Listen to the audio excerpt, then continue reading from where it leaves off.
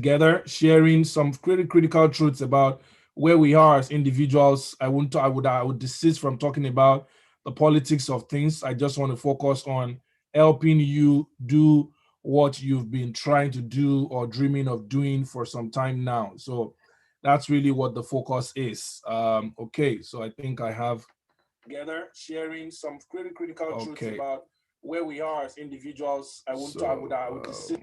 So I'll pause my own feed. I think we're live on YouTube. I need somebody to. Okay, so Okewa, I am sending you the feed right now.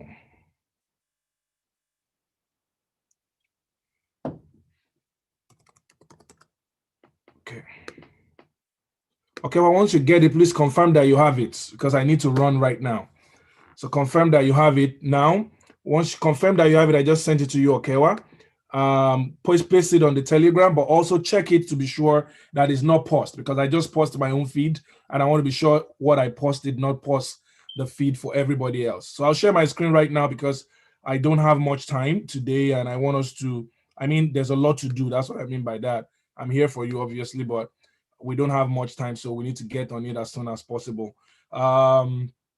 I seriously considered getting the 3,000 member capacity Zoom just tonight, but I wasn't quite sure whether people were really ready, and whether I was going to have as many people as already committed to come. Because most times people say they are ready, but they're actually not ready. So that's why I did not do that. Okay, but obviously the next time we're having this meetup, it will be we'll be able to have everybody. We'll be able to have everybody. Okay, so I'm not sending the YouTube here because I don't want you to leave this particular meeting and go and watch on YouTube because that's more distraction. I want to have you here, but those who can come in here are the ones who we have it. And Okewa has already pasted it, so I'm ready to go. Good morning, everybody. I won't be able to read the chart for some moments. I will just focus on my own presentation right now.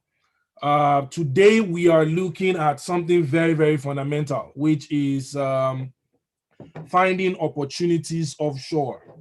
Finding opportunities offshore, and I will be joined by somebody I respect a lot. I'll be joined by somebody I respect a lot, who will be also taking a session here today. I decided not to put him in any of the publicity materials because he is in private sector, and I don't want anything at all that would, I don't want to put him out there. And he's also very private person. So, but I brought him on board because we connect on many grounds. And more importantly, there's a lot of insight that he has on this particular subject.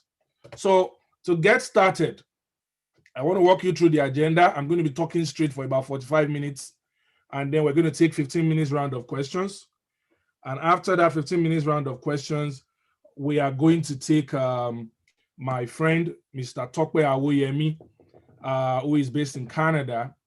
And then after that, we are going to, after we take him, then we are going to have another 15 minutes of questions, and then I'm going to round up. So that's about 2 hours in total. 45 minutes, 15 minutes of question. Mr. Oyemi will speak for 30 minutes, then 15 minutes of questions, and we're rounding up. So pay attention and let's do this right now. Why exactly are we doing this?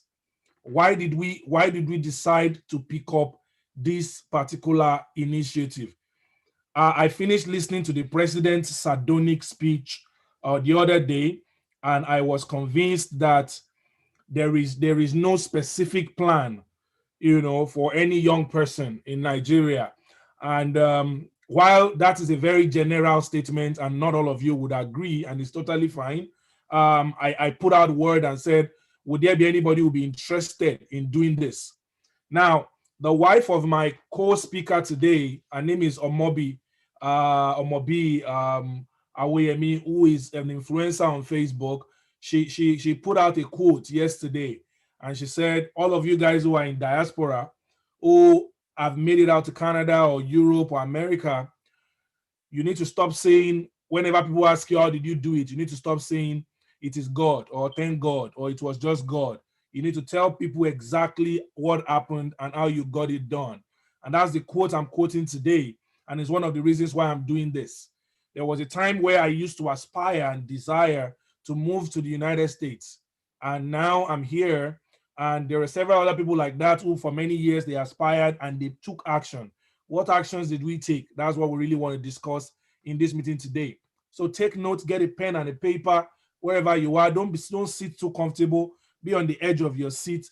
Get ready to ask questions. Write down your questions. Be curious. Challenge my thoughts, challenge my ideas.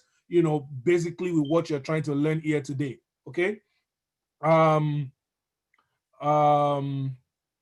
I just want to check with Okewa quickly whether whether people on Telegram are not having problem watching that link. And if that's it, Idris or Okewa just ping me and say yes, right? So that I'm sure that there's no problem, because I can't see whatever you're telling me right now. So the reason we are doing this is because I know that there is a group of people who can't take it, who can't carry all of that burden and continue to, okay, great, they are good, who can't go on with that, let's just keep trying, let's just keep believing. Because some people can continue to believe, but not everybody can. Not everybody can carry that burden. I am one of those people. I still have a lot of investments in Nigeria. I still do things in Nigeria. I'm still driving a lot of initiatives in Nigeria. But I realized very quickly that my life, my destiny, my assignment wasn't going to be fulfilled or complete if I continue to stay in an environment that will not support my dreams. There were too many variables in Nigeria that was going to be distracting the things that I wanted to do with my life, and I just knew. So that's why I'm doing this. I'm doing this because I feel that even if it's just 2,000 people who are watching this right now, or 3,000 people who are watching this right now, if those are the number of people I can help within the next 1 year, that is good enough. And I will show you, we see how important that number is right now, because somehow this plays into a very significant part of my own calling. I have a strong calling and assignment to secure Africa, to transform Africa, and I cannot give blood if I am not well. So if I am within the same system that is dealing with me and I'm a victim of the same system, I doubt very much if I'll be able to do the kind of things that I'm currently doing for Africa from where I am. I doubt if I'll be able to do the kind of things I'm doing for Nigeria from where I am. Okay. So that's why I'm doing this. And I want you to know that and understand that. And that quote from Omo B is very important. When you get there, when you get this same opportunity, pay it forward. Don't just say thank God. Don't just say it was God who did it. Explain to other people and show them the way. If you can try not to scribble on my screen, Zoom for some reason allows you, try not to make markings on my screen. That will really help. Excuse me. All right. So the first thing I want to tell you is this. I've seen people have been criticizing me since I said I was going to do this training. They have been saying that, oh, you are taking all the change makers away. It's the people that were protesting in Lekki that you are telling to move out of Nigeria, the builders of Nigeria. And I say you are jokers because you don't even know what you're talking about. If 2,000 people on this call tonight, let's even assume that I have a ship or a plane to take all the 2,000 people on this call tonight out of Nigeria, there are still 199,987,000 people in Nigeria who can carry the responsibility of changing Nigeria if they want. That's fine. So I don't think you will be the person that is going to stop Nigeria from becoming what it is supposed to be if you eventually leave Nigeria. So take that out of your mind. If you're one of those people and you're on this call, maybe you just came to check what are they even doing, but you don't so much so believe in it, that's totally fine. Thank God it's my Zoom session, right? So understand this. If 2,000 people on this call leave Nigeria tonight, it doesn't affect nada. There are 199,988,000 other young people in Nigeria today who can take on that responsibility. So the first thing, if you have not joined the Telegram group, check your email. If you join this call directly via email, check your email and click on the Telegram group and join the Telegram group, because that's where a lot of the things are going to be happening, not just on this call. All right. So that's the first thing I want to tell you. If you're not on that Telegram group, that is where I want to support the 2,000 to 3,000 people within the next 1 year to identify other places on this planet where they can fulfill their dreams. If they have a calling like me, they will set a date in the future where they will come back to Africa and use everything that they have to headquarter back in Africa. If they have dreams like, if they don't, then the earth is the Lord and his fullness thereof. So they can go on and be wherever on God's planet that they choose to be. All right. That's very important. Father, you were born somewhere doesn't mean that that's where you are going to attain your collective destiny. So let me give you the statistics that most of you don't even know, right? The United States, as of today. So when they say if everybody leaves, everybody will leave. The number of Nigerians in the United States as of today is just 380,000. There are just 380,000 people who claim Nigerian ancestry. 380,000. I was asking my brother just last night, he probably is on this call as well. He's based in New York. I was asking him, I said, can you tell me, can you guess how many people, how many Nigerians are in America? You know, and he guessed just like most of you will guess. He said about 1.5 million to 1.8 million. And I said, no, there are only 380,000 people that are of Nigerian ancestry, including those whose grandfather came here. So, and out of these 380,000, do you know that over 200,000 of them moved to America? They were not born here. They moved to America, meaning that in the last 20 to 30 years was when they moved to America. In the United Kingdom, as you have heard of UK, you would think there are like 5 million Nigerians there. No, there are only 190,000 Nigerians, estimate. And this comes with an error margin of only about 10,000. So this is either wrong by 10,000 or right by 10,000. So this could be anything between 190 to 205,000 people who are in the United Kingdom. So what is it? What is this whole noise about? You know, people feeling that everybody has left. Nobody has left anywhere. In the whole of diaspora, that's everywhere else in the world. Nigerians that are in diaspora are only 15 million, and there are 200 million at home. So there's nothing wrong. In Canada, all of the things you've heard about Canada in this life, that everybody has moved to Canada, you would think is 1 million people. No, only 51,800 people are of Nigerian ancestry. I'm not talking about people who went during slave trade. Of Nigeria, who claim Nigerian ancestry, 51,800. And out of those 51,800, 12,000 moved in 2019. That is the year with the highest number of people. 12,000 moved in the year 2019. Can you beat that? So you got to be part of the next number who is going to do, because that's why you're on this call. You're on this call because you feel that you have an affinity for it. There are people who have an affinity for home. Let them be there. Nigeria doesn't have a space program right now that is meaningful. Nigeria doesn't have a space program that I know of that is meaningful. So if I want to go to space or I want to be an astronaut, and I will now say my destiny is to be in Nigeria, it doesn't make any sense, does it? If there is no lab right now working on COVID-19 vaccine, I'm just assuming, and it's your destiny to create a COVID-19 vaccine, then why would you be in Nigeria?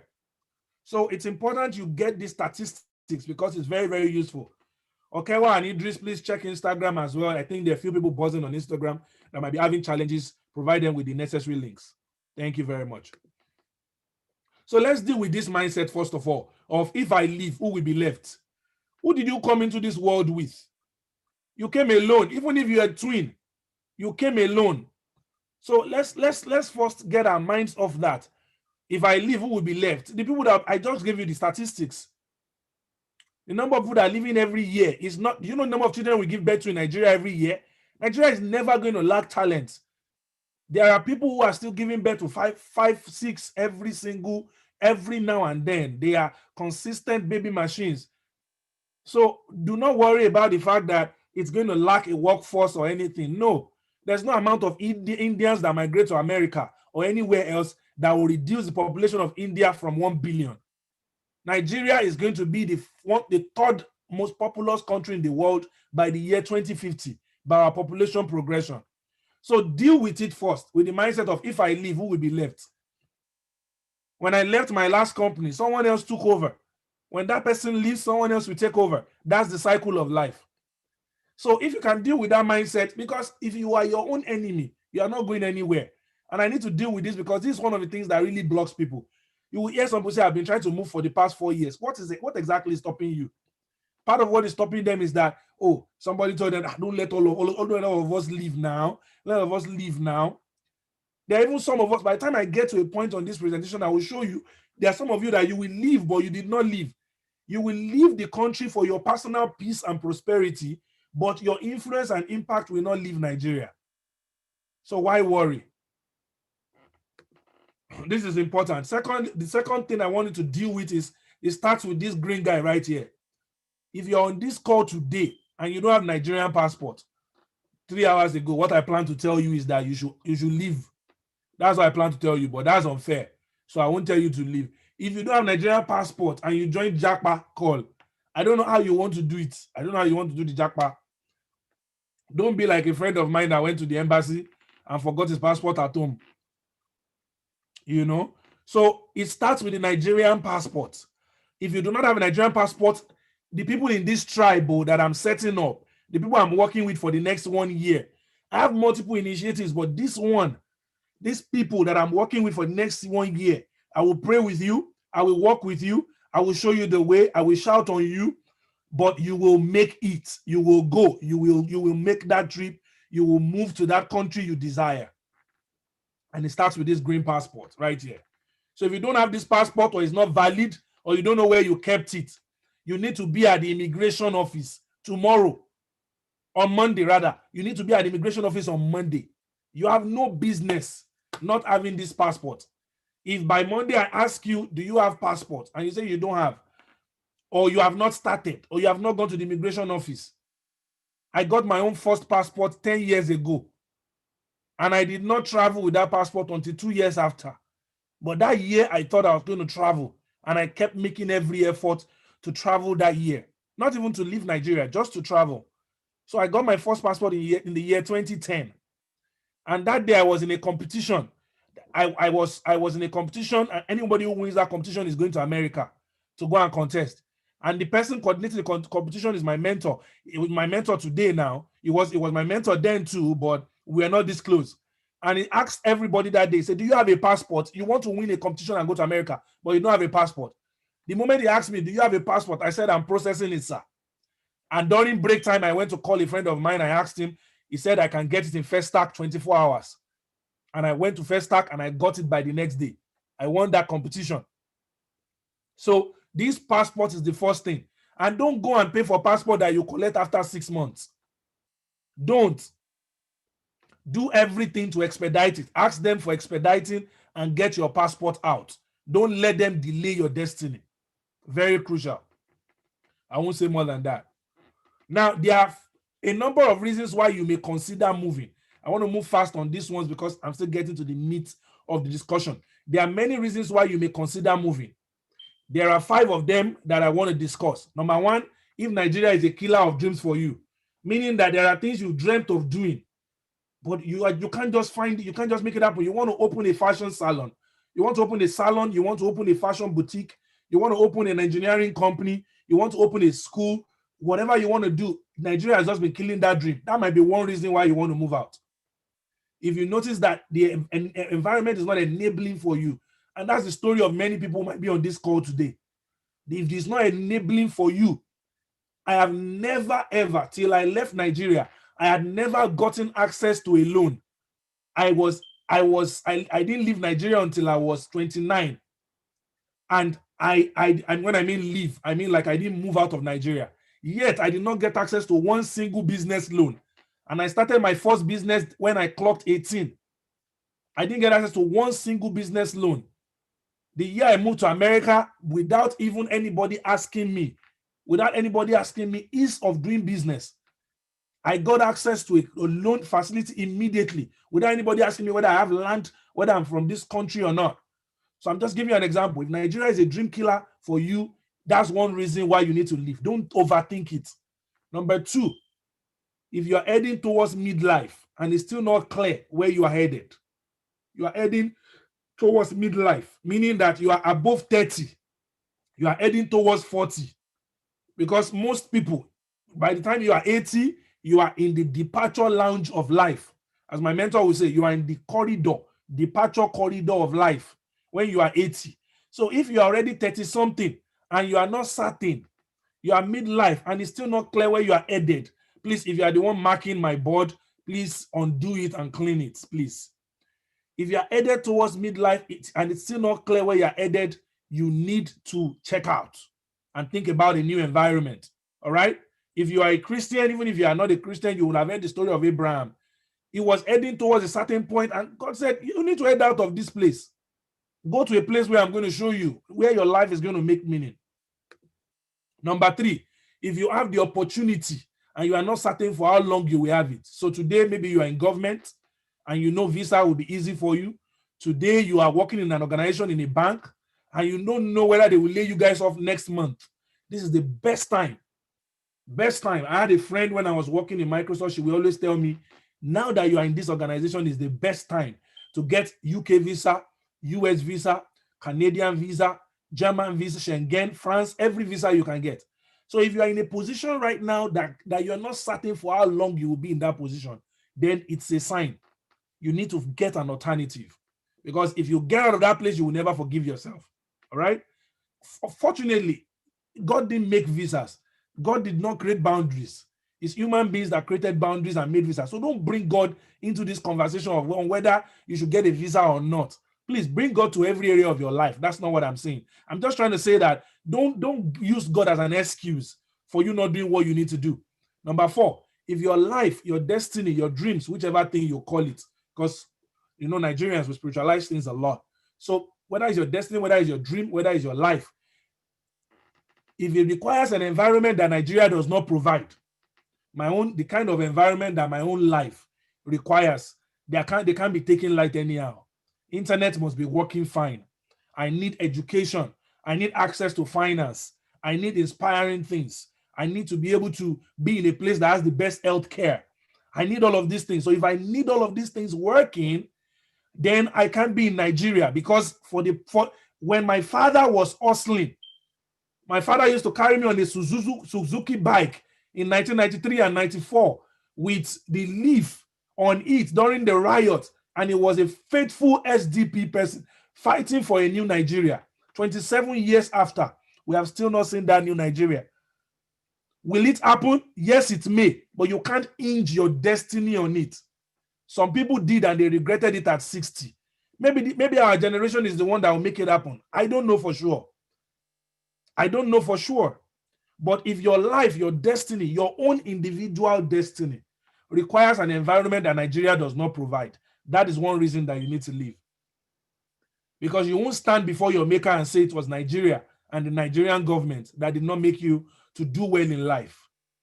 You will be a total non-entity for saying that. So because nobody held you down, you could have gotten out of that place and say, no, I'm not staying in this comfort zone anymore. And number 5, you are just outrightly looking for a better life. For those of you who are just meeting me for the first time, I'm sorry I didn't introduce myself, but I don't think I need any introduction. If you want to know me more, just type my name on Google and read my Wikipedia profile or any of the things about me that has been written online. Because I know there are many people who just found this webinar from an ad or from somebody who shared it. But unfortunately, we don't have that luxury of time today. Just take me as a messenger to you that God has sent to you for this time.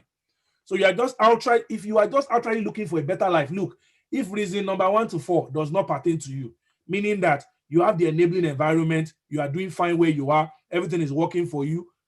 If number 1 to 4 doesn't work, but you just need a better life outrightly, where there is water, where there is power, where you can be treated fairly, where there is justice, where there is equity. There's no place in the world that is perfect, but there are some places that are more perfect than the other. All right. So you just want outrightly to look for better life. Forget all that nonsense people tell you about people abroad. They watch dead body. They do this. They do demeaning things. It's what you want to come and do that you will do. Forget about all that. People in Nigeria do gate man and collect 10,000 naira a whole month too. That's not up to $100. So forget about all that nonsense and focus.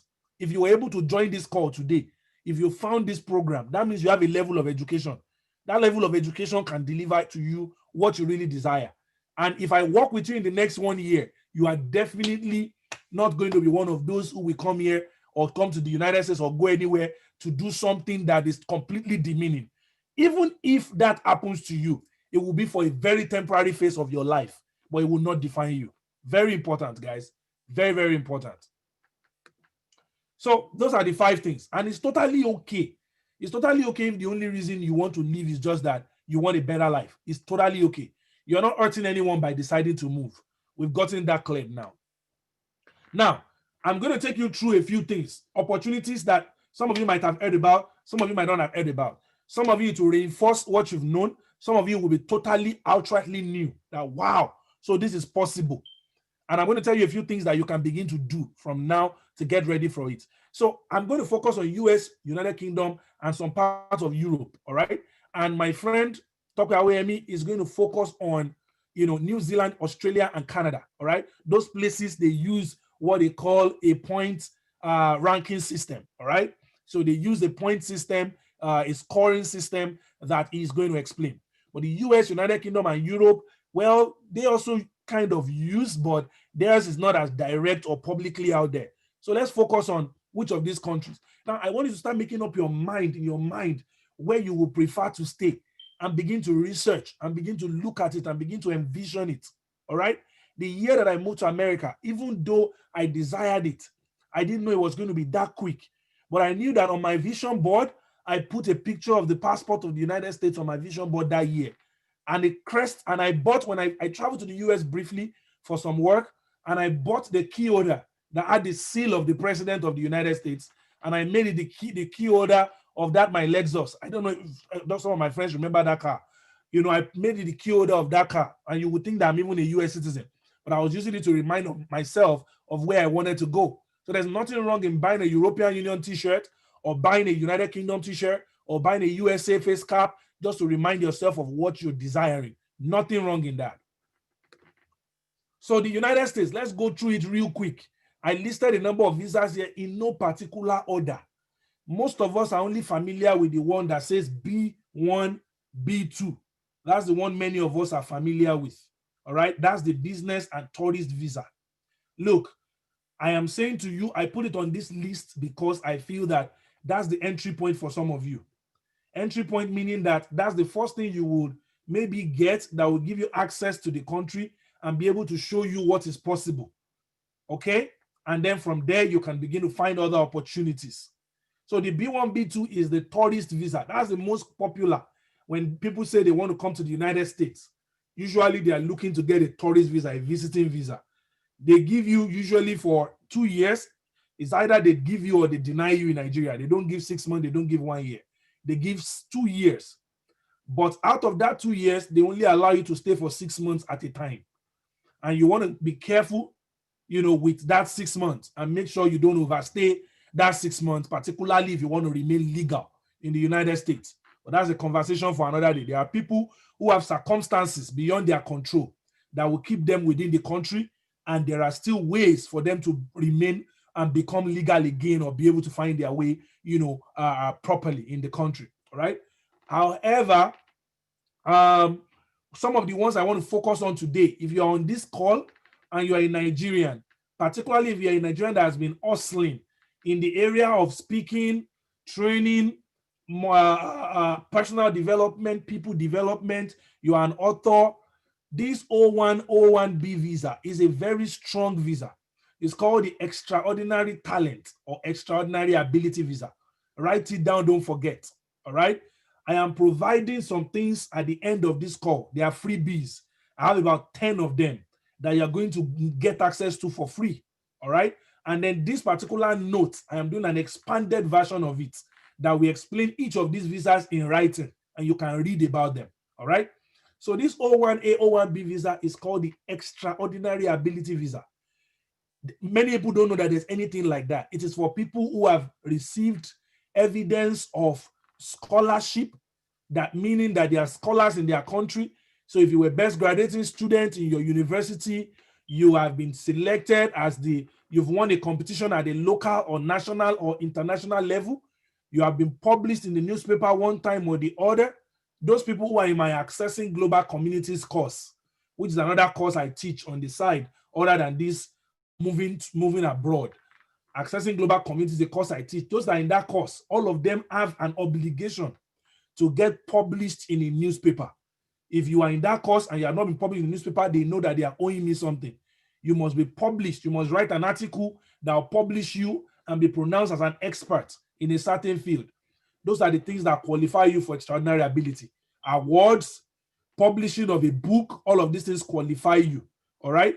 Then P3, did you know that entertainers, if you're a comedian, a film actor, you can come and act a film in the US and they will give you a work permit.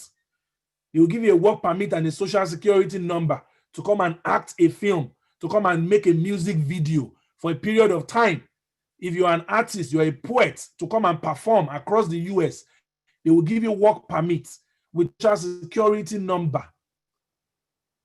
I kid you not. Entertainers, I know people who live in the US today who came in first as work permit holders in the P3 sector. Film actors, some of them you know their name. There's F1, F2. This is for students in the United States. There are more than 200 schools. There are more than 200 schools in the US. Oh, there are so many schools, but there are more than 200 schools in the US that don't charge for application fee. They won't take application fee from you. I have a list of them in my Accessing Global Communities course. That list shows you all the schools that are not accepting any entrance, any application fee. Just apply, you get your acceptance. They will create something called the I-20, and they have sponsorship status such that they can give you an F1 visa. And if you are married, they will give your spouse F2. All right, they will give your spouse the equivalent of it. All right, and your spouse will be able to work, and you as well as a student, you'll be able to do up to 20. You'll be able to do up to 20 hours. You'll be able to do up to 20 hours of work every week. The US has it. And then there is the R1. Many people, many pastors in churches that are incorporated in the US, aka Redeemed Christian Church of God, Deeper Life, Love World, all of those churches that have branches in the US, who are incorporated in the US, they can file for you to move. So if you're a redeemed pastor or you're a deacon on this call and you want to move, start getting ready and start getting, I can show you, but you need to start getting, that's just an example. It doesn't have to be only redeemed. But as a religious worker, you can you can register your church in the US and use your church to file for yourself to move to the US. I know many pastors who have done it and they are doing well. They are moving the kingdom of God forward in America, in the US, in the UK, and they are still doing their work. It gives them this expansion. Okay, well, and Idris, there are still many people on Instagram who are sending me emails, sending me everything. This is what I tell people. If they had joined 15 minutes earlier, they will have been able to resolve this. But all of us have this issue of wanting to join only when, but don't let us get distracted. So there is L1, L2 in the US. Now, many people don't talk about these categories of visa. They just talk about B1, B2. So if you're in this program throughout this year, I will profile you. I will profile you and find out which one works for you. All right? There's a form at the end of this session where you will fill and you will tell me things about yourself that will let us know what really works for you. So this L1, L2 is called intra-company transfer. It means that if you have a company in Nigeria, you can register another company in the US and you will transfer yourself from your Nigerian company to your American company. That's the basic theory of it. There are certain documentations you need to put in place, certain financials you need to show and demonstrate, but you will transfer yourself from that company to the American branch of that company. There is the H1B, the H1B, and H1B for non-profits. The H1B generally for business, okay? This H1B has 60,000 cap, meaning that the US can only issue 60,000 of it every year. And mostly Asians are the ones using it the most, from India and China, okay? Well, there are lots of Nigerians who are using H1B as well. It means that companies in the US can file for you in a specialty occupation like technology, like IT, sometimes even health, all right? But one thing people don't know about H1B is that as a non-profit, Non-profits don't have a cap for H-1B, meaning that even if all the 60,000 H-1Bs have been approved, they don't cap the H-1B for non-profits. Now, you can find a non-profit who can file for you. You can volunteer for a non-profit from here and start cutting them and start working with them to file for you. Or you can register your own non-profit, operate it in the US, and file for yourself with your non-profit. Now, that is very, very strange, but I can show you exactly how it works. So those are the few that I will discuss. There are, if you see the list of US visas that exist, it's more than 25. There are several visas, but we only focus on B1, B2. And that is why they keep rejecting everybody. If they see you applying for a P3 or a R1 in Nigeria, they will pay a different attention to you. They will give you a different attention. Am I saying people don't get rejected here if they don't do their homework well? People definitely get rejected. I'm just trying to explain to you that it's not all the time everybody saying I'm going for conference. They already know that you're not going for any conference. Many times they already know that you're not going for any conference. And because of that, they are not going to let you. They already know that you're not going for conference, and because of that, they are not going to give that. They are not going to give that visa. All right? They are definitely not going to give that visa. I think there's something wrong with my presentation. Just give me a second. For some reason, there's something wrong with my presentation. Yeah, it's back. I think it's back now. So it's very, very crucial that you understand this.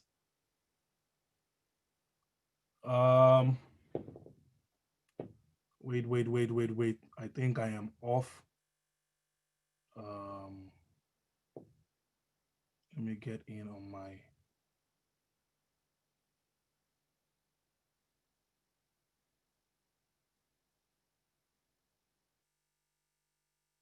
Oh wow. Okay, well, if you guys can hear me, what you need to do is that you need to. Can you guys hear me?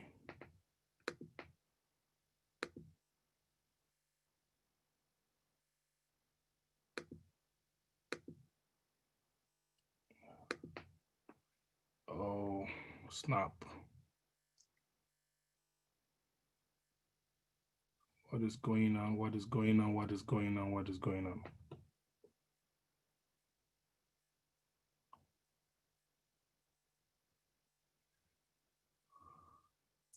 All right, I think I'm having a technical difficulty here.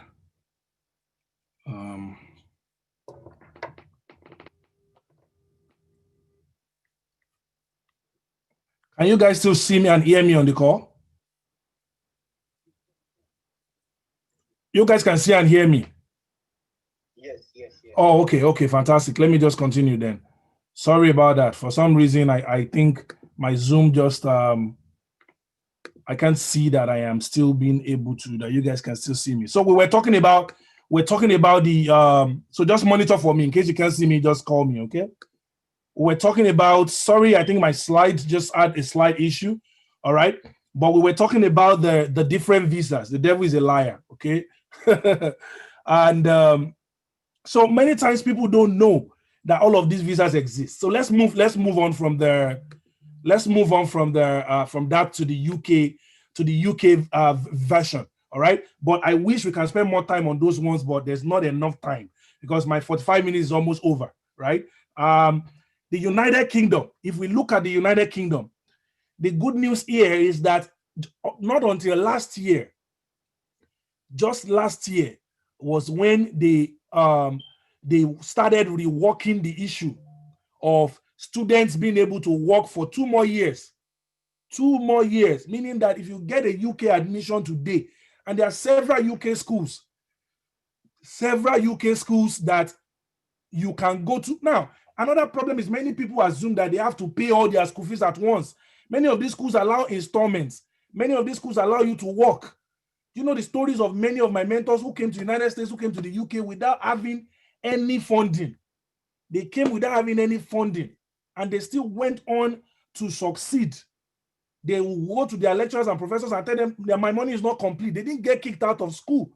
It will never happen to you in a developed country. They always have something. So if you have not been thinking about it before, get admission in a UK school. Last year, November, my brother and I, we came home and we met one of his friends. The guy is a testimony today. This is friend who has been saying that he wants to move, he wants to move. That last year, he got the impetus, applied, and within a year, now he's in the United Kingdom as a student. Once he's done, he has 2 more years. 2 more years to work. Within that 2 years, he will genuinely find the love of his life. Genuinely. And that love of his life will be a citizen. Somebody who has papers. He will genuinely find the love of his life. Within that 2 years, he will fall in love genuinely and find one of God's children to get married to. 2 years. So he has 3 years to be able to plan. Another thing you don't realize is that if it's America he wants to come to eventually, that's another thing you don't realize. If it's America he wants to come to eventually, he can come to America simply by applying for a visa from the UK. If he applies for a visa from the UK, he is better off than applying for that visa from Nigeria. He is better off because they would look at him differently. So I know many people went to study in Russia, not America. They went to far away Russia. And from there, they got their US visa. The moment they finish like this, they move to the US. So this general student visa is called the Tier 4 visa. And there are many sponsoring schools in the UK who can do that for you. UK doesn't have problem. They are part of Commonwealth. So they are okay with many Africans. As a matter of fact, they need more talent. So if you are going to be my tribe this year, I want to see you applying to UK schools. And we're going to connect you with UK fairs. With UK, I have a friend, the federal Rosemary, some of you know her. She basically, she studied in the UK and she's British as well. She knows, she's connected some of our tribers to UK fairs. I have another friend, Omolayo Louis. He's probably on this call right now. He has access. He's been a student representative for the school he went to. The Chevening scholarship is all over the place every year. It can be yours this time. We're going to organize webinars on Chevening specifically. All right? And there is the exceptional talent, just like the one in the United States. They have it in the UK as well. The UK Tier 1 visa. Most times this is for tech, but it's not only for tech. So you want to research more about it. And if you need some more help with this, I have friends who have specifically crossed over to the UK using this visa. It is not expensive. And they give you a residency card. Within 3 years, you become a full resident. 5 years, 6 years later, you are a citizen. If you like, you can come home at that time and come and be talking about building Nigeria. Some of those people that are talking to you, the elites, as I put on my post, many of the elites, their parents have sorted them out. I don't want to waste time with this. Many of them were born, Davido was born 28 years ago in Atlanta, Georgia. Can you imagine that? It means his parents have been thinking since 28 years ago. Bukola Saraki was born in the United Kingdom in the year 1960. Look at when their parents have been planning, 1960. I might not be completely accurate, but I think it was 1960 they gave out Bukola Saraki in the United Kingdom. Go and check it out. Okonjo-Iweala is a citizen of the United States and that of Nigeria. All of these people, they are that's what got them to be versatile. Many of these people you are looking at, that you are seeing them in Nigeria, they are, oh, Shebi, this person is still here. Many of them have traveled their 9 years journey of getting their citizenship before they came back. Some of them just came back because they know that any day they want to do anything, they just carry their bag and they move. That's it. You want to get onto that point as well, particularly if you don't come from wealth, or you don't come from an elitist group, or you don't come from royalty. You come from humble beginnings like me, you need to make up your mind and see the world. Don't let anybody limit you. Let them say anything they want to say about you. There's nothing they haven't said about me. Even some of my friends have said things like, "Oh, you're just so crazy about this whole issue of traveling abroad." I don't care what you say. I'm the one that knows what I want to be. I just don't want to be watching Hollywood. I just don't want to be seeing space launch, rocket launches from afar. I want to be part of history. I want to create history. And if I want to do that, I need to be where it's actually happening.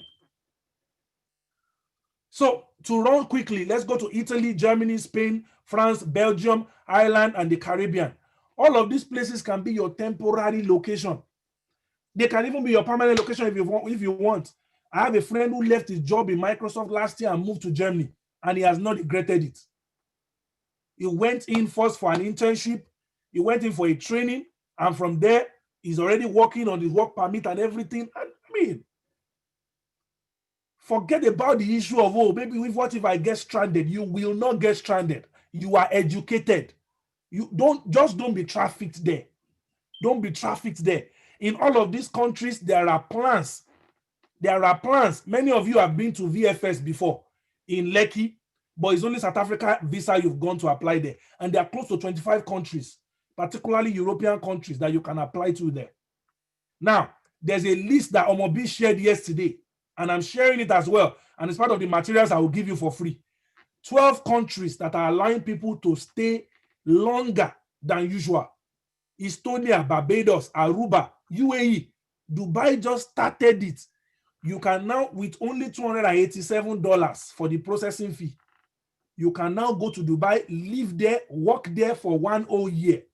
1 year before you start thinking about what's the next step.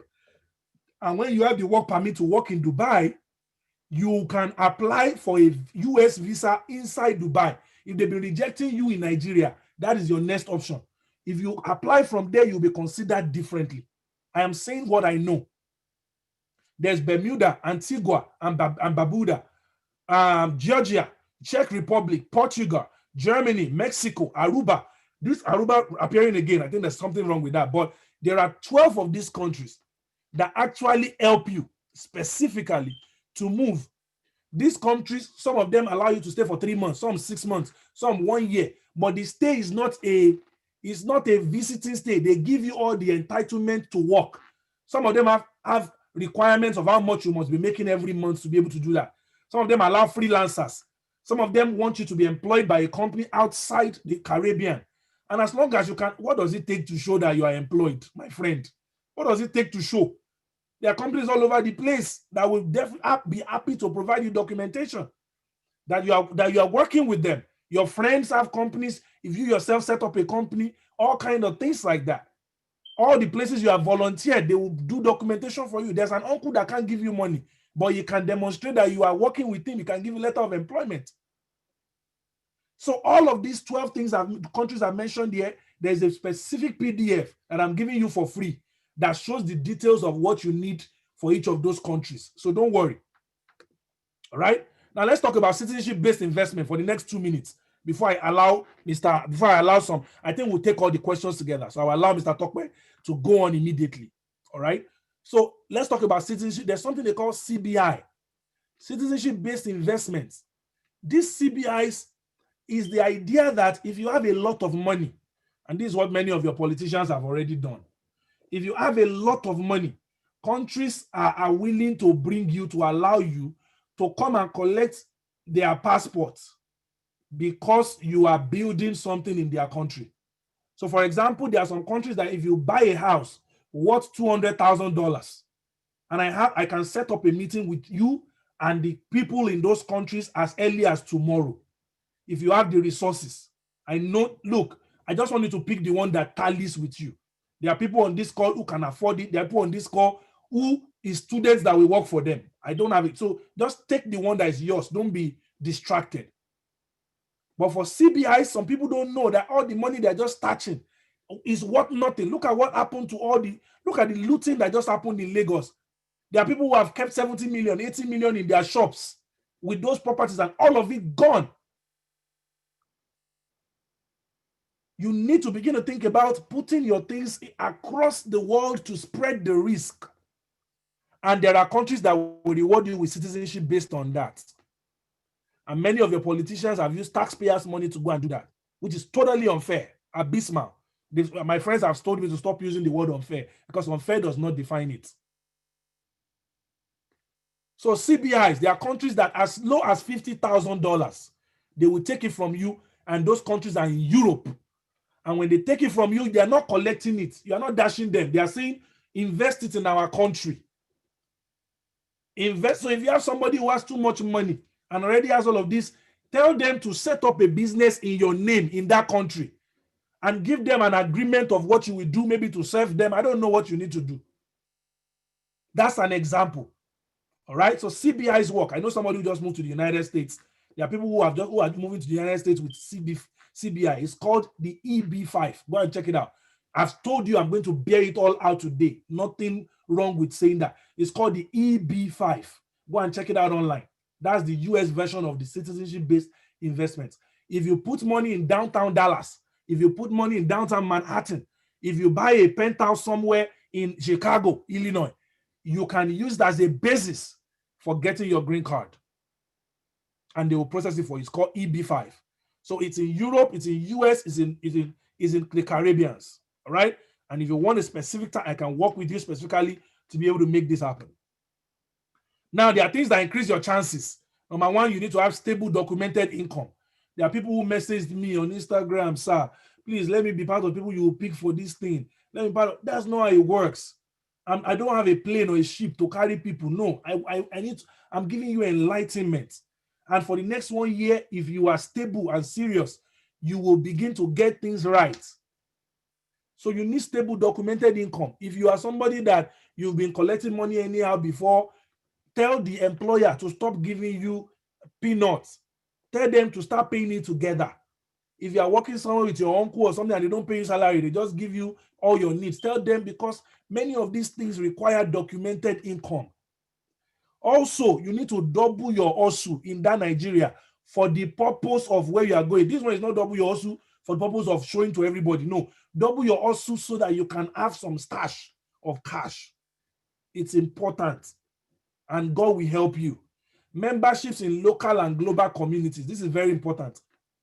My first trip to Europe was all expense paid by a foundation that I had been, participating and volunteering at for like 3 years before that period. As a matter of fact, 2 years before that period, they paid all expense paid for my trip, visa, everything to Germany for the first time in my life, going to Europe, flying on KLM.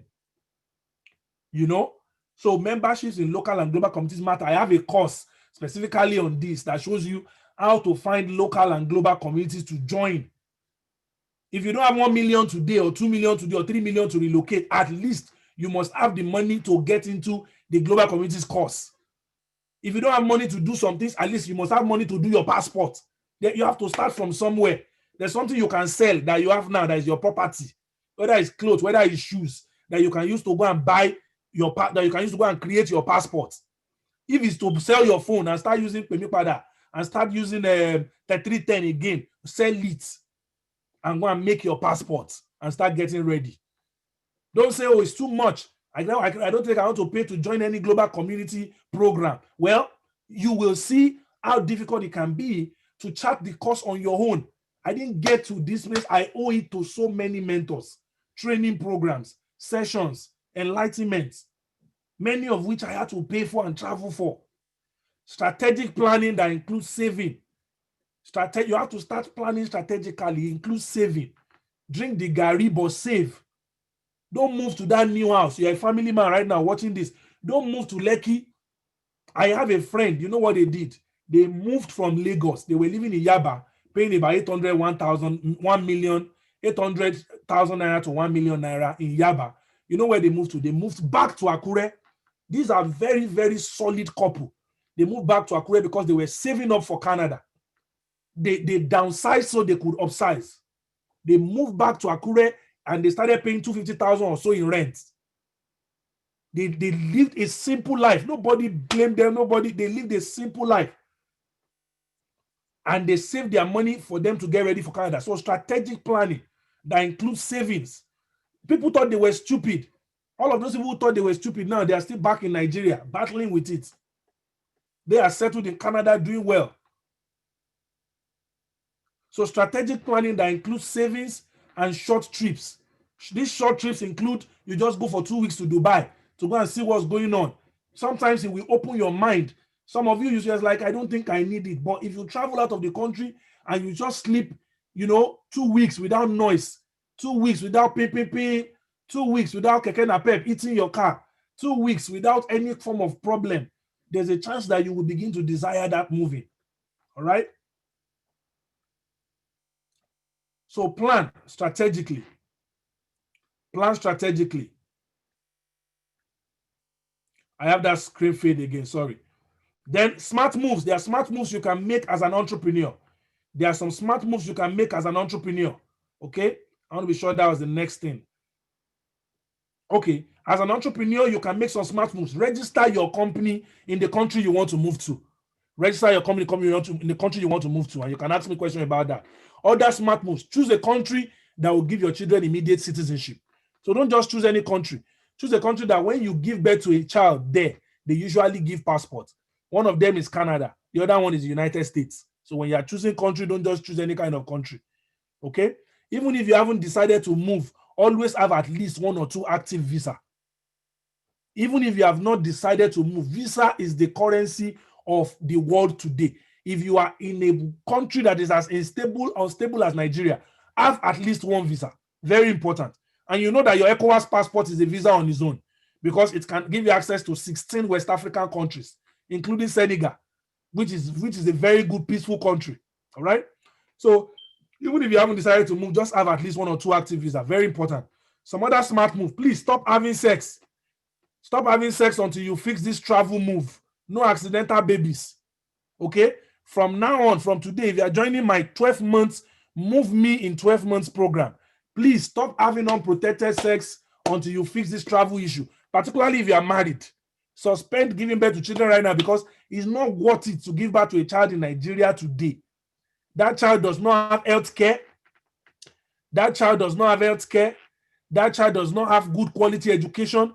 That child does not have any heritage as of now. So stop having sex, unprotected sex, until you fix this travel issue. Very important. I'm really serious about this. It might sound funny to some of you, but it's the truth.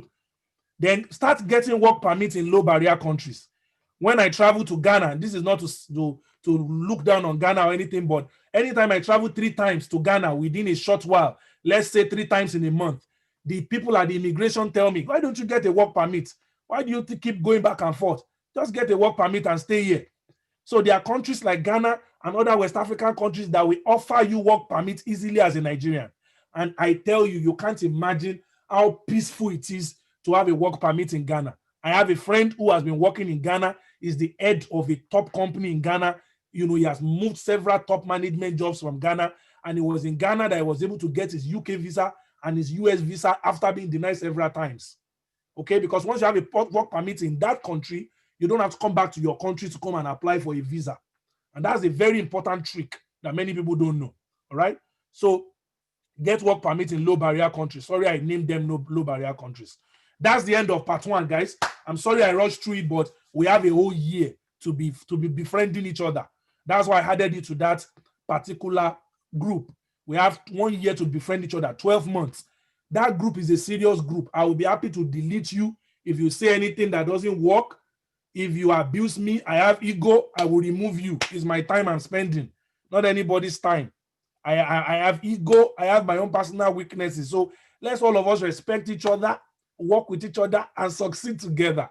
All right. I'm just saying that because we many times Nigerians, we take things for granted. That's why I had to say that. Not because I'm a bad person. Those who know me know that I'm not a bad person at all. I'm not rude. I'm not that arrogant. At least I like to believe that. All right. So, but I'm just saying it because already on that group, somebody was already saying, some things that were not, that were funny. So I'm saying that if we befriend each other for the next 1 year, there are a lot of things we'll be able to share. All right. And I'm still coming back after Mr. Tokpe's session. Mr. Tokpe, over to you now for the next. So do you want me to stop sharing so that you can share from your side? Mr. Tokpe, can you unmute yourself? Or let me see if I can ask to unmute you. So as I said, Tokpe Aoyemi is a friend and a brother, who, I'm asking you to unmute now. So just say something so I'm sure you can unmute. I just did ask from yeah. Tokpe Aoyemi is a friend and a brother. He's based in Canada with his beautiful wife and their son. They are amazing. Omobi is an influencer on Facebook. I told our husband jokingly that I would need to send a letter to her PA before I can get her to just speak, because she's very busy. But more importantly, she's serving a lot of people already online. And Tokwe has volunteered to spend time with us, first to speak about their journey on how they moved to Canada, and then to talk about three countries, New Zealand, Canada, and Australia, that use the point system so that you guys can get it real quick. Tokwe, over to you now.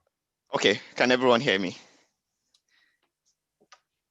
Can you I hear me? believe we can. I believe we can. So go Okay, on. great. Good afternoon, everyone. It's still very Will I much stop early sharing here. so that you can share your own screen or? Yes, yes, you can stop sharing. Okay. So I'm also disabled from being able to share. You may have to Yes, help me I as want to well. do. I want to do that right now. Um, I need to do that right now. Yes. So you should try it now, and it will be able to share. Good to see your face, by the way. Same here, same here. Awesome. Can you share now? Yes, I can. Awesome. Can you see my screen? Can you see my screen now? Okay. Okay, great.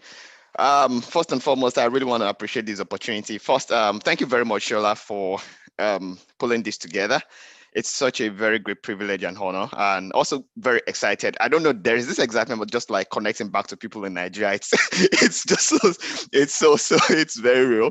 I used to tell my wife, for me, I miss Nigeria a lot. I miss the Owambe, I miss everything. But yeah, it's like for me to have left Nigeria, I think it got to a point as well, like Shola mentioned. I think that I have to more like take hold of my own destiny and that of my family. When I got married, I realized I have to be making decisions not for me alone, but also for my wife and for our unborn children as at that time. Thank God we have a 3 month old now, who's our first baby. I also just want to say very briefly, Shola has been also very great and amazing guy. Trust me, I you can believe every word that he says. And if he has determined to actually commit to helping you on helping everyone on this journey, please don't take it very lightly. Um, he's a very busy man. For him to have actually committed this, I think I saw his video after the president's speech, and I was like, "Oh, this guy is totally angry." I called him up immediately. I spoke on phone, and I was like, "Okay, we are doing this," and I'm like, "Oh yes, I'm very much excited to do that."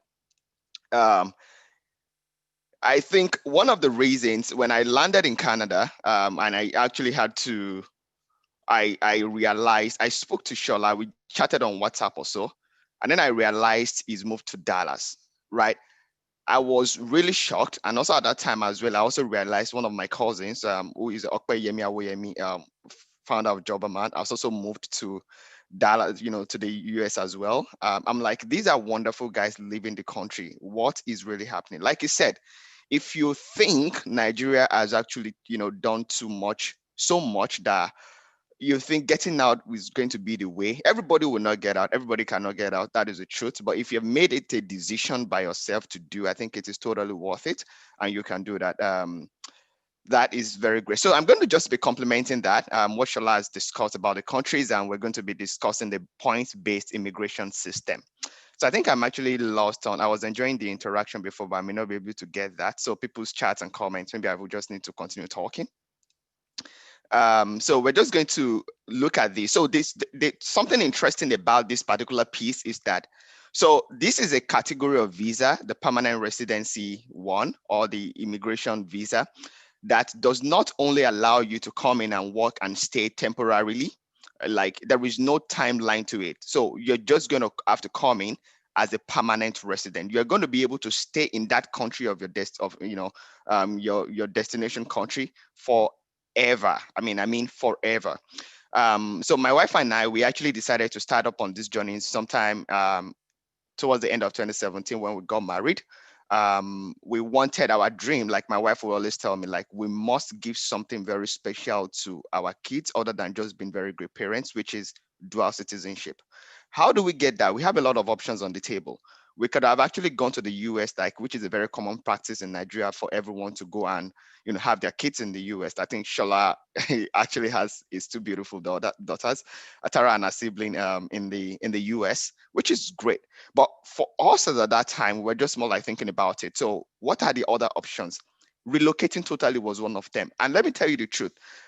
So when I actually thought about this, the point I realized that many of the immigration countries that actually afford you, that allows you to relocate and actually become a permanent resident, they are relatively cheaper compared to going to have your children in the US, and they just give just the child a citizenship or a passport, but the parents would not get. So, but if you relocate as a permanent resident, you are technically relocating your family, and everybody in the house would actually have the same dual citizenship. Interesting piece is this. So when we try to do more like how much it would cost us to have a kid in our child in the US, it could cost us something, someone within the range of, now that the Naira is worse off, I think it's going to be a lot more, about 5 to 6 million Naira.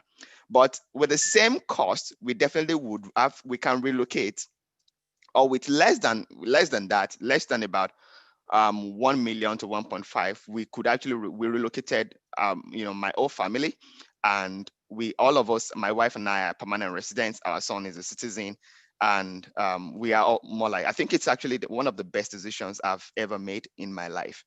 So in terms of the costs and the benefit, I think this relocating, looking into the option of immigration or relocating as an immigrant would likely be the best. um, as I proceed in my conversation, I'm just going to be infusing my personal experience so I don't spend time to bore you and tell you about how we moved and we lose track on, so that we can spend more time to actually have a lot of questions to talk about. So also, I think one thing I also find very interesting about the point-based immigration system is the fact that it is very open and very easy. It is too easy for me to believe. And let me tell you the truth. I never believed it was real, because it was my wife really that really more like dragged me on this journey. But I got one very interesting advice when I got married, that I should listen to my wife. So when we started talking about immigration, the relocation story, that was just when we were newly married. I was more like very committed to obeying all of the instructions I got when I was getting married. So I took it very seriously, and I was like, okay, yes, we're going to do this. I had to take some sacrifices, to ensure that we get it done, but we got it done. It was so easy that I really did not believe we could actually get it as at the time we got it, until my passport came back and it has a PR visa stamped on it from Canada. That was when I believed, oh, this is real. So the eligibility is just to immigrate is just determined by whether you fulfill some particular criteria and you score above a particular threshold, on their own scoring system. So there are about 3 countries in the world today that do that: Canada, Australia, and New Zealand. The interesting thing is, yes, Canada actually is the most experienced of them all. I think they started down in about 1967, and they've matured over the time. It's a model for countries like the United States that are struggling with immigration system and all of those, and other countries as well. So I know when Shola started talking about this, he's very passionate about how, some of the reasons why you could consider, moving out, or jackpine, as we'll actually say it. I put it on my Instagram page the other time. It's jackpot season. After I saw the president's speech, I was totally disappointed. But I want to call them the push factors. Those are factors that are more like pushing you away from Nigeria. But I also want to talk about this on the flip side. What are the pull factors? The factors that are more like, are the reason that entice you that you could actually consider to move, because getting out could be better. And first and foremost is the fact that if you're exploring the point-based immigration system to acquire a permanent resident visa, it is very open and transparent process. Merit-based, in fact, no travel experience required. Unlike someone like Shola, who is an avid traveler, and together with his wife, they've they've gone to very many countries in the world. For me, except for my wife, who's also traveled a lot, I really don't like flying. I think that's one. So it doesn't push me to travel a lot. And at the same time, I thought it was also a bit expensive. I was working really hard in Nigeria, but man, I don't have a lot of money to spend on traveling. But this is actually a kind of like is a kind of system that it does not require any travel experience. Unlike, even if you want to get a US visa alone, they would say you also have to have some country's visa that you have gone to and returned. And let me shock you. When I submitted our PR application as a family, I needed to travel to go and represent my company as at that time at a conference in the UK, and at a health systems strengthening program in the UK. It was all paid for. I was going to Liverpool. I have everything sorted out, and I applied for my visa. Guess what? They bounced me. That was the first time I was actually going to apply for a visa for a country outside of Africa. I think, yeah, I traveled like to some countries in Africa, but not like outside of Africa. I was totally disappointed. Like, this is what I was really trying to avoid, because I hate someone trying to determine, my life for me. And you judging me just because I wanted to come and do something in the country was more like an utter disgust to me. So this process of getting a PR is totally open and transparent process. No particular requirements required, travel expense required. You don't, being coming from Nigeria is not a disadvantage. In fact, that is one of the greatest things that I think being a Nigerian does not count against you for.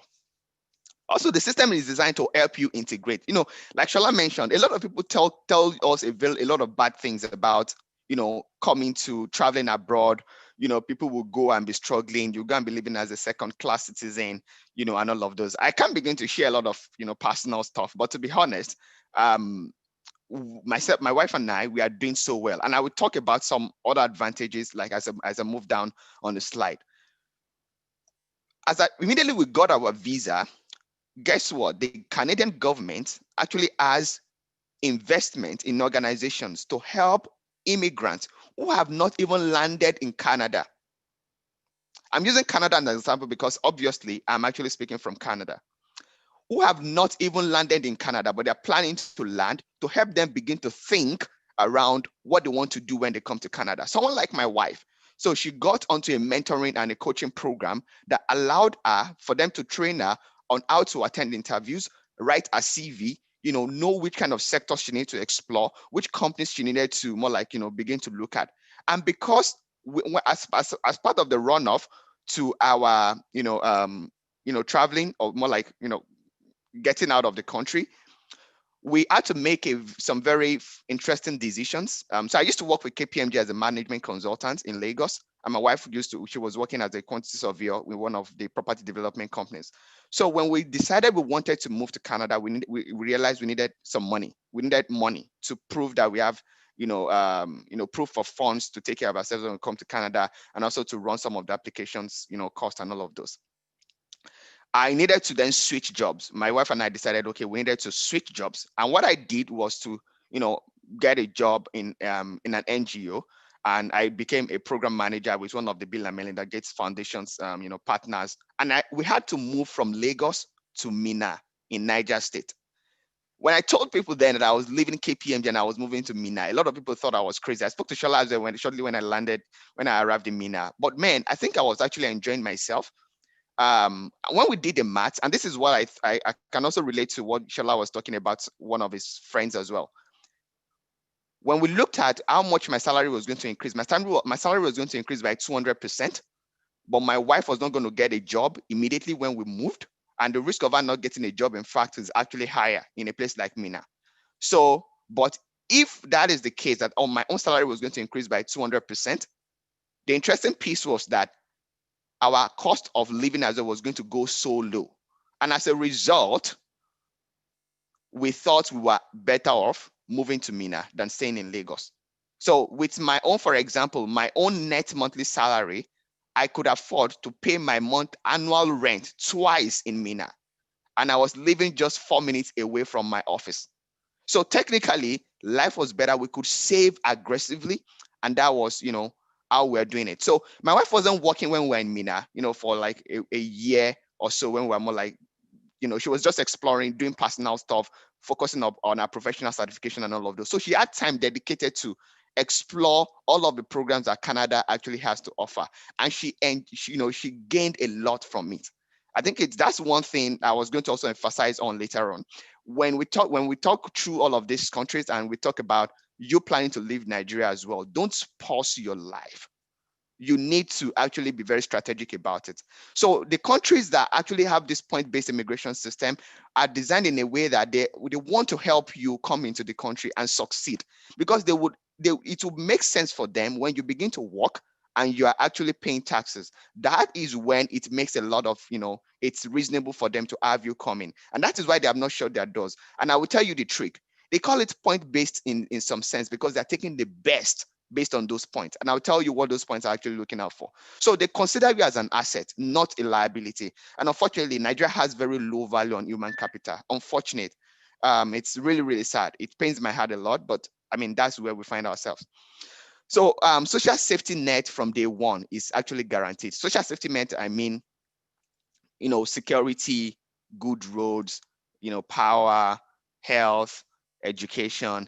If you're coming into the country as a permanent resident, either to New Zealand, Australia or Canada, I know they have programs to actually help you settle in, and also you get access to actually seek medical attention if you need at no cost, education for your kids at no cost. If you're not working immediately when you come in, like for example, like Canada, they pay you. They pay subsidy for your kids to go to daycare because they cannot start school until they are 4.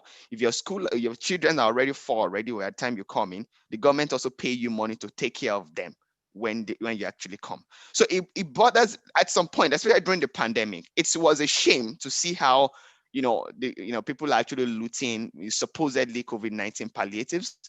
I was asking myself sometime, like, how is Canada doing it? They're able to, take care of the citizens so well, even PRs, permanent residents in the country as well. So it's you're considered as an asset and you're safe from the word go. Also, it's a lot of better heritage for your kids. They're going to be citizens of first world countries, access to world class education and health. You cannot trade this for anything. Like one of my friends told me, like, talking about coming to Nigeria. If you think you're comfortable in Nigeria, God forbid, even if you're earning 1 million naira a month net salary, God forbid, you are likely one disease away from being broke, no matter how much you actually had saved. If, for example, someone has a kidney failure and the system cannot support you, you have to actually do it all by yourselves. All by yourself. God forbid, it is very difficult to manage such kind of illnesses, out of pocket. And interestingly, in some of those cases as well, like COVID-19 is a very interesting time. Many of our leaders couldn't even travel. So they're trapped and they have to face the kind of economic, the health system that they actually have, there as well. But kids or parents who have alternative, citizenship could definitely move on into another country as a citizen of that country. And also, Shola talked about getting visa and getting visa. Guess what? As a PR, once you get a PR visa and you're a permanent resident of either of any of these 3 countries, for example, you have access to minimum over 130 countries without visa. You can guess this is what it means. So when you have to travel to US, you don't need a visa. You just take your bag, go to the airport, book your ticket, and off you're gone. If you have to go to UK, I don't need a visa. For example, if by the time you become a citizen of your country, you come in as a PR and then you become a citizen later on. Because, for example, let me just drop this. So if I'll use Canada as a very good example. So once you come in as a PR, if you stay, your PR is also a visa. It's valid for 5 years. But if you stay in Canada for a total equivalent of period of 3 years, during that 5 years, when you first land into Canada, you would actually be eligible to file for your citizenship. And it's not a hard thing. Just file, you do your interviews, and boom, you're a citizen. The difference between being a permanent resident in these countries that we're going to talk about, Australia, New Zealand, and Canada, and a citizen, the fundamental difference in many of the cases is the fact that a permanent resident cannot vote, which is understandably right and good. I mean, good to know, anyways. But by the time you become a citizen, you can actually vote as well. But every other benefit, Shola talked about getting access to loan, and all of those things. I have folks who become PR in few months, they're able to get access to hundreds of thousands of dollars to actually buy their house, as a, via mortgage, or even 1 million, as much as they can actually repay the mortgage and all of those. So you are truly, you and your kids are truly global citizens. You can then live and enjoy this world, explore the world as it is. Essentially as well, it also means your children will never be stranded. Like, if you're a Nigerian citizen, it is bad that you actually cannot even get visa to even travel for leisure. Worse off, you cannot even travel out to go and even work. Even if you get the job, sometimes it is very hard. Imagine I was bounced because I was actually going to attend a conference that I'm not even saying I'm going to stay there. I was just going to go for just about 4 days. And that's one of the reasons why I thought, okay, I was not even going to apply for visa because I hate being rejected and stuff like that. So we can also build global career and companies. I think I was a bit fortunate as well. Right out of school, I actually joined KPMG Professional Services, which is also a global brand.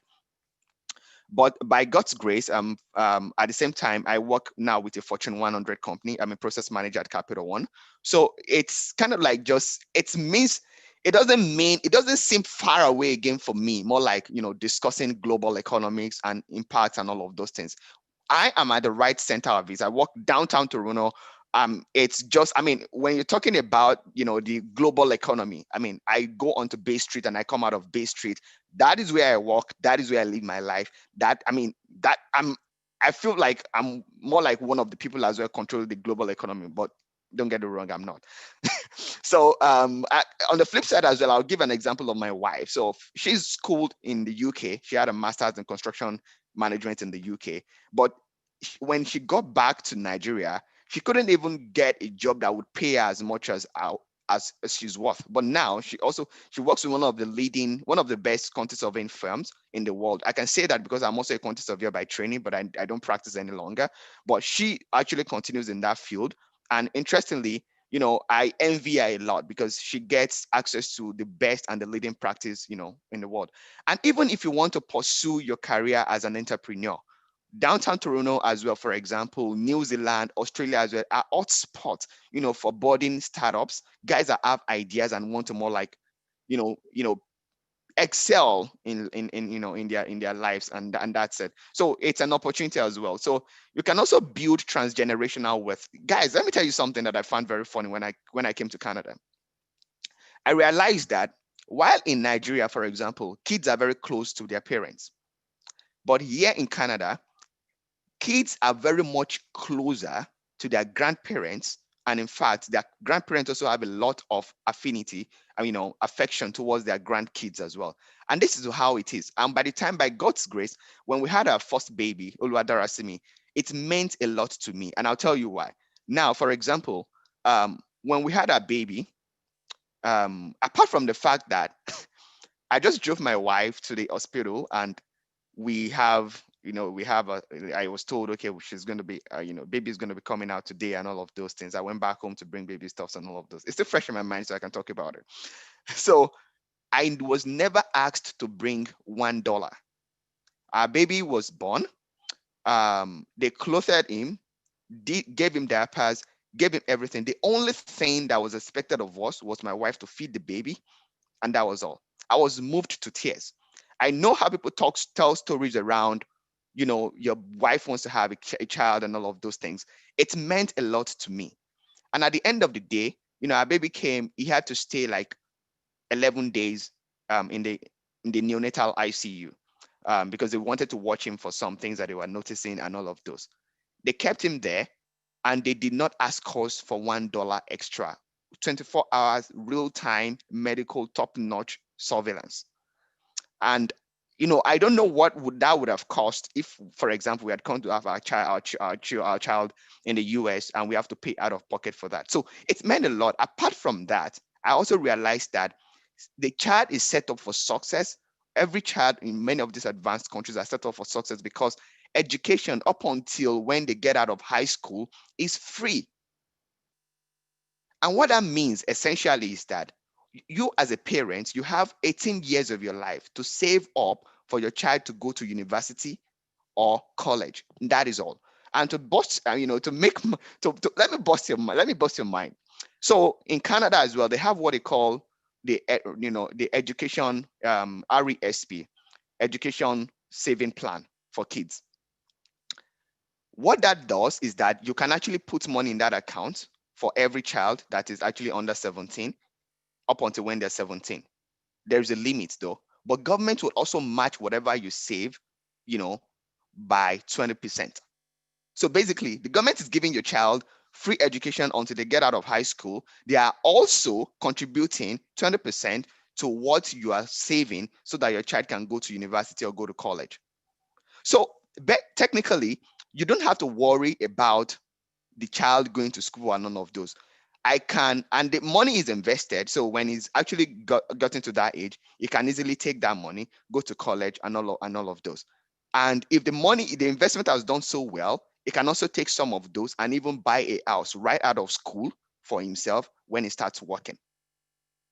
So essentially, what that means is that I can focus on transferring my own wealth at my level, generational level, to my grandchild. And that is what happens many a times. I have a guy who came to do an internship, in my company, and he had to move to Toronto because he needed to work out of the office. And because his parents are not staying in Toronto, but his grandparents are. But the grandparents as well are moving out of Toronto before they wanted to go and retire. So they gave him the old house to go and stay there. Technically, that house as well is likely going to be willed to him. So right as an undergraduate, he potentially owns a house. So it is a good opportunity for us to more like build real transgenerational wealth, other than just things we consider to be signs of richness. iPhones, cars, and houses in Nigeria, those are just everyday necessity. I mean, I'm not saying this with any sense of pride, but that is the reality, especially my reality, especially in a place like Canada, Australia, and maybe New Zealand as well. So I don't live there. I can't really talk there, but I'm also familiar with their system. So you have access to global stock markets, and you have access to real estate market where you can invest and also turn around, money that would actually build wealth for you. So technically, what are the options to jackpot on this phase? Like for these point-based immigration system, global leading countries, Canada, Australia, and New Zealand, straight up. I'll move on straight. So this is just a clue to what you can see here. So I got this from the passportindex.org. This is a page I'm very much familiar with, and I wanted to more like share this. So you will realize that Nigeria, you can actually visit only 22 countries out of the world, visa-free. Um, so technically, and out of those 22, I think a lot of them are in ECOWAS. So about 16 or 1700 are in ECOWAS. So technically, only about 5 or 6, 7 of them are not out in ECOWAS. I mean, I can't name them anyways. But compare that to what you have for the other countries. So for example, New Zealand, which is actually one of the second most powerful passports in the world, you can visit 86 countries without passport, not required at all. 43 countries, visa on arrival. For Australia, 85 countries without any visa. 43 countries, visa on arrival is the third most powerful country in the world and passport in the world as well. And Canada is also visa free. You can visit 87 country, without visa, and visa on arrival 40 additional countries. Fifth, most powerful passport in the world as well. So technically, this shows you the difference in the new world. Shola will tell you we're already in the fourth industrial revolution already. He's a big AI evangelist, which I'm totally buying into. And I think getting the benefit of also having gotten out of Nigeria, my mind has shifted. I no longer look forward to, being rich and saying, okay, I have these hours and also I want to build portfolios of investments that will be worth millions. And essentially, like I said, it's basically transgenerational wealth. It makes no sense to me. We are wearing Gucci. I mean, I'm not saying you can't wear Gucci and all of those things, but for me, it's not my thing. Like, as long as my bank account is smiling, my investment portfolios are smiling, because I've been unleashed to actually manage and hold investment portfolios that make sense to me and can really make me truly, a wealthy person. Carlos Slim of this world, Bill Gates of this world. If you're in Nigeria, you can hardly invest in New York or stock exchange. I'm not sure that's possible. So these are the big differences. And this unleashed you basically. You can now begin to visit countries on the world and walk anywhere that you like. Same thing with your kids. I think that's more like around this. So I'm not very selfish about this. I would say my reason for relocating is basically for my kids and for their generation. So how does this PBI works, the point-based system? It basically boils down to what we call the comprehensive ranking system. And forget the language, forget the grammar, CRS score. Basically, it's basically saying we want you to come in as a resident permanently, but we want to be sure that when you come in, you will not be a burden or a liability on the system. And essentially, what we're looking for is, do you have good language skills? Do you have sufficient education points? Do you have work experience that is transferable? For example, I was a senior associate in KPMG by the time I left, and I became a program manager when I was working in HSDF, in collaboration with Bill and Melinda Gates Foundation. So when I came into Canada, by God's grace, I was able to get a job within 2 months, and I'm a process manager in one of the top 100 companies in the world. Now, my wife as well, she got a job earlier than me. Within 1 month, she already got a job in one of the leading, consulting companies as well. But we were able to do something. Our experiences in Nigeria counted. They did not say because you are coming from Nigeria, it's worthless. But let me tell you the truth. You would hear a lot of people tell you another story. Like, it is not possible except you go and start your life all over again. When you were leaving school, you never sure that Nigeria was going to offer you anything good. You were never sure. Even when you're leaving school and you're in the UK, you were not sure of the outer world. But you're not, because of that, not graduate. So if you're sure and you're certain that, okay, you need to get out of, so you will actually have fears of, oh, I would have to go and start my life all over again. But if you think it is worth taking the risk, the higher the risk, the higher the return. For me, I took the plunge. My wife and I took the plunge, and we have never regretted it. So I would not tell you that, okay, it's El Dorado. But one thing is certain, it is a long-term project. You have to be dogged on this journey, and you have to, like Shola said, you have to build yourself, build your capacity. Your experiences count. You are worth more than Nigeria can actually make you to think.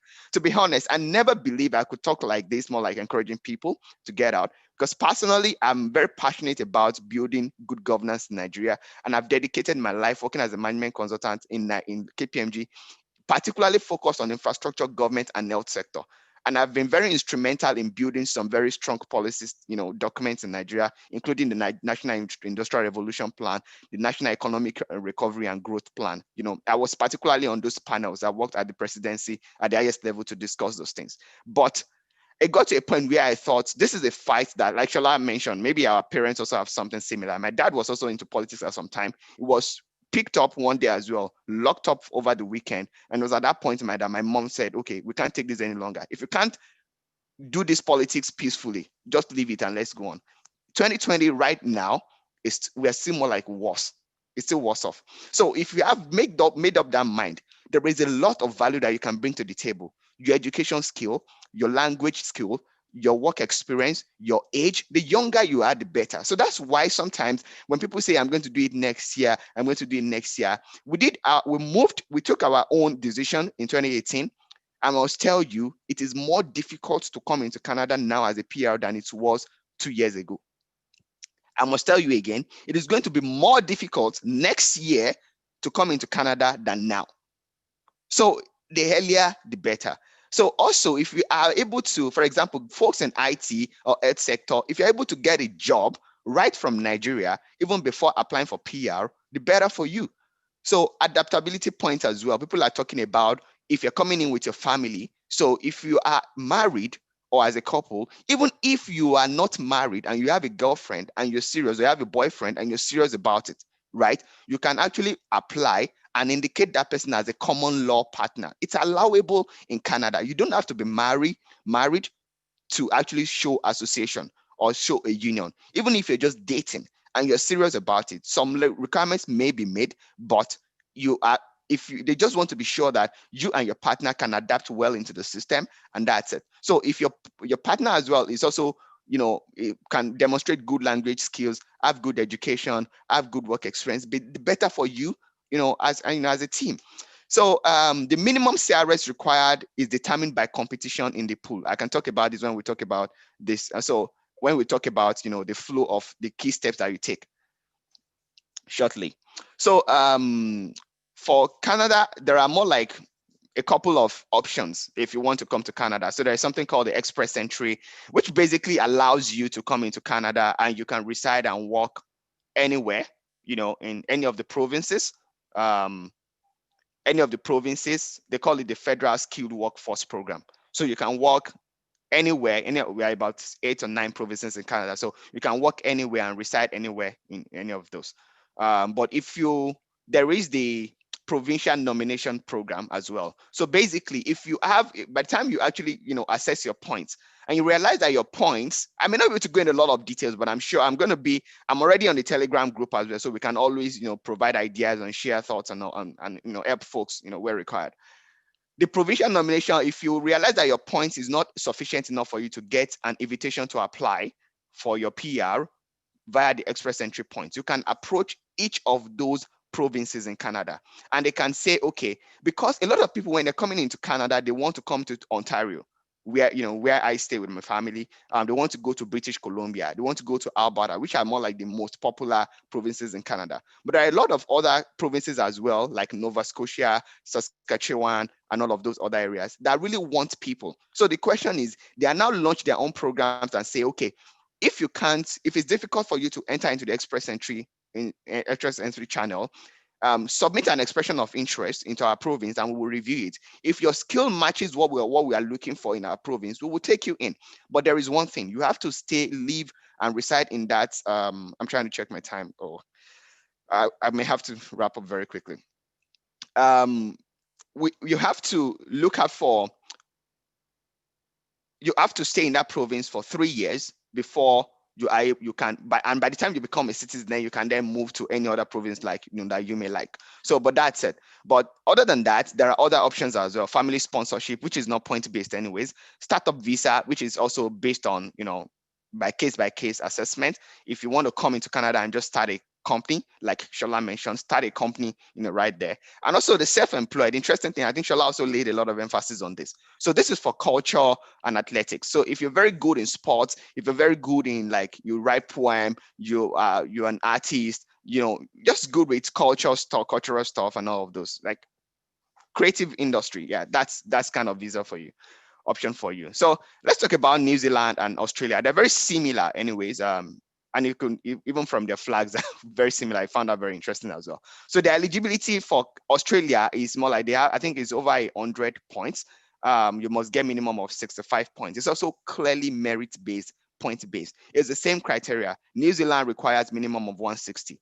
I can't recall what is the highest, but it is also based on your age, language, work experience, and education qualification. It's not so tough at all. So these are some of the options as well in Australia. But I think New Zealand has just a singular pool. It's just general permanent residency visa. But like Canada, Australia also has it broken down. Like business is also for the guys going to business. Skilled independent as well is basic. So they are categorized. Those are categorized based on your profession. So Australia is basically focused. So they have some professions like quantity surveyors, medicine, this one and that one. They put them into some buckets. And that is because these are skills where they are needing people. So if you're in that field, you could just more like consider either it's skilled independent, skilled nominated, skilled regional, maybe like in some particular regions of Australia. That is what they are looking for. They're looking for a particular set of professions or occupation. So that is what determines which pool you will actually fall into. But it's just pretty as much as straightforward as that. I must tell you, when we applied, I was so shocked that, okay, my life is changing forever. I have to leave Nigeria now. That when I got my PR visa, I have to wait for another 6 months to plan my exit from Nigeria because I said I was going to resign. My employer wouldn't even allow me. I mean, it was a big deal. We had to have a lot of conversation and all of those. So I had to plan for like 6 months to get out of Nigeria. So it requires a lot of planning. So basically, overall, if you're considering this point-based immigration system, you need to understand the country you are going to look out for. And I want to warn you as well. Like my wife, she, like Shola mentioned, she has a lot of followers on Facebook and she's been very much vocal about this. So she gets a lot of buzzes, but for me, I'm a very quiet guy. I don't know so much. So such that she gets a lot of questions and she would tell me, talk about it that people cannot study, you can get this thing by yourself alone and all of those. And that is reality. To go on this journey, let me tell you, you do not have to pay anybody a dime to get this done. You can do it all by yourself. I did it all by myself from the comfort of my living room, just browsing through my laptop, the same laptop I'm using to talk to you right now. At the same time, so you need to be able to arm yourself with good information. Go to Google. The world is so global right now. Just type research as much as possible, and at the end of the day, you can always get information. They're out there. That's the interesting piece. Every information that you need is actually free and open. Then what is required once you gather the requirements, the credentials that you need, based on the requirements, you submit what they call, you create a profile. For example, in the case of Canada, or if you're doing the provincial nomination, you submit an expression of interest. For the same thing with New Zealand and Australia. Then if you meet the minimum CRS score, like I talked about. So for Australia and New Zealand, their own is clear. They have it defined. Minimum 65 for Australia, 160 for New Zealand. But for Canada, the minimum is determined by when everybody creates a profile, everybody is in the same pool. So what they do is at every 2 weeks, they select the best 3,500 applicants in that pool based on the CRS score. So if the 3,500th person in that pool is at 476 CRS score, that is going to be the benchmark for that week. Then another 2 weeks they will come back. If the 3,500 in descending order, if the minimum is the 3,500, it's about 402. That is it. But let me tell you the truth, it is more difficult now because there are a lot of very well qualified people in Canada's pool right now. They're just getting the best of the best of the best of applicants from all over the world. So once you're done, once you are selected, then they will send you what they call invitation to apply, which is more like, for Canada, within 60 months, you have to turn in your application as a PR. And once you submit your application, you get a decision in maximum 6 months. It could tarry longer, but if it takes longer, you just have to, but standard expectation turnaround time is about 6 months maximum. You will get your decision. So you receive your visa, and then boom, that's when you can start singing Naramali song, Jakpa, Jakpa. So nothing good comes easy. I think this is more like wrapping up. You need to start early, start now. It will take some time, like I said. So you could need some time to gather the requirements in itself. Some months. For me, it's my wife and I. We needed to write IELTS. We needed to do our educational assessment, which is World Education Service assessment of our credentials. To notice that, okay, our bachelor's degree and our master's degree aligns with, is equivalent of master's degree in Canada. Just to do all of those, we had to have those ready. So if you need to spend some time to do that, it's okay.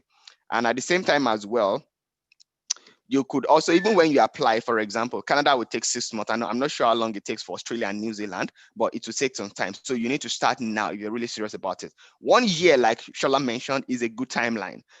We started thinking and working on this, I think, March of 2018. In October or November, I could recall, we got our visa. So it's a good timeline. 1 year is a good timeline. So plan well and gather genuine documentation to support your application. Now, I said genuine documentation because if a country like Canada, Australia, or New Zealand should turn you back because they don't trust your documentation, it could be an issue. And if they really find out that truly you are trying to forge documentation and all of those, don't be desperate to that point that you begin to do all of those, right? And as much as I know, I've never heard of someone that has been denied Canada PR application. To be honest, I've never heard of. Everybody that applied has gotten it. It could be late, but they've gotten it. And the interesting piece is, if you were denied, hear this, Canada will refund your application fee. That was interesting and that was shocking to me. That was what I heard. And I think I know someone that was denied, but they told him why it was denied. So he rectified that and he applied and he got it straight up. But rejected, you can no longer apply. No, I've never heard of that. So it will also cost some money, like Shola mentioned. So trust me, it's a worthy investment. It's not an expense, right? So let me tell you as well. So we're thinking about, okay, having our child in the US, it will cost us about 5 to 6 million, or 5 to 7 million. But to go to Canada, the cost of application, flight tickets, cost of even doing our IELTS and all of those was about 1.2, 1.5 million max. But the balance of that amount, the rest of the bulk of the money that you need is actually just having in your bank account to show to Canada or to Australia or to New Zealand that, hey, when I come, I have this money to take care of myself in the first 3 months when I'm able to, integrate well into the system, find a job, and begin my new life, in Canada, Australia, or New Zealand. So it is not an expense, it is a worthy investment. So it is a long-time project. Manage your expectations well. And this is very crucial. So a lot of people could actually come, you could actually get your visa, or you could start on the journey and you realize that, oh, it's taking long and all of those things. See, it will take time. Nothing good, just come. It's not something that they'll just give you right away. It will take time because it's a major application you're doing and it will take some time. So when my wife and I, we actually called it, we tagged it a project name. We gave it a project name when my wife and I were working on it, and it was a concept or idea. So we created a folder. We called it Project C. So that it's a bit coded. So if you're not part of our clique, you won't know. So it's Project C, and everything that we're doing as we're getting all our documentation, we're putting in that same folder, and we're more like working on it that way. So it's a long-term project. So manage your expectation well, please. On the final note, I wanted to say this: explore all the options that you need to do, but remember, you're first in Nigerian. You're still in Nigerian, and you're still in Nigeria. So don't put your life on hold. Work hard, explore other things, right? If you need to get a new job, even after your application, I have a friend. He actually more like he changed his job, but when he changed his job, that was when his visa application came. He got his PR, and at the end of the day, he took his new job. He worked there for like 1 year. He already have his PR. So if Nigeria was crumbling, we just get to the airport and get out. That's it. So um, on a final note, don't put your life on hold. Continue to plan, work by the side, get very good information, keep grinding, and God will bless our hustles. Thank You you. are the best, guy. You are the best. Thank you so, so much for Thanks a this lot, guys. remarkable presentation. Very, very clear. Look, guys, this is, when they call something a workshop. In a workshop, we are still going to be able to break this down further. The goal here is to give you the possibility. I'm seeing so many questions on the group chat, on YouTube. Thank you all of you that are giving him around this resounding, applause. I feel so much energy in this room that I feel like, I'm watching on my phone. I'm still seeing people running around looting, carrying bag of rice, doing all of that. All of that confusion, you don't know for how long it's going to be, and you now hinge your destiny on that. That doesn't make any sense whatsoever. I tell you the truth. In the 1990s, from 1986 to 1997, three people, Buhari, Babangida, and Abacha, these three people caused those who did their exodus, who left Nigeria for the US, the UK between 1986 and 1998. Buhari, Babangida, they are still alive today to cause it for the next generation. How can you end your life on something like that?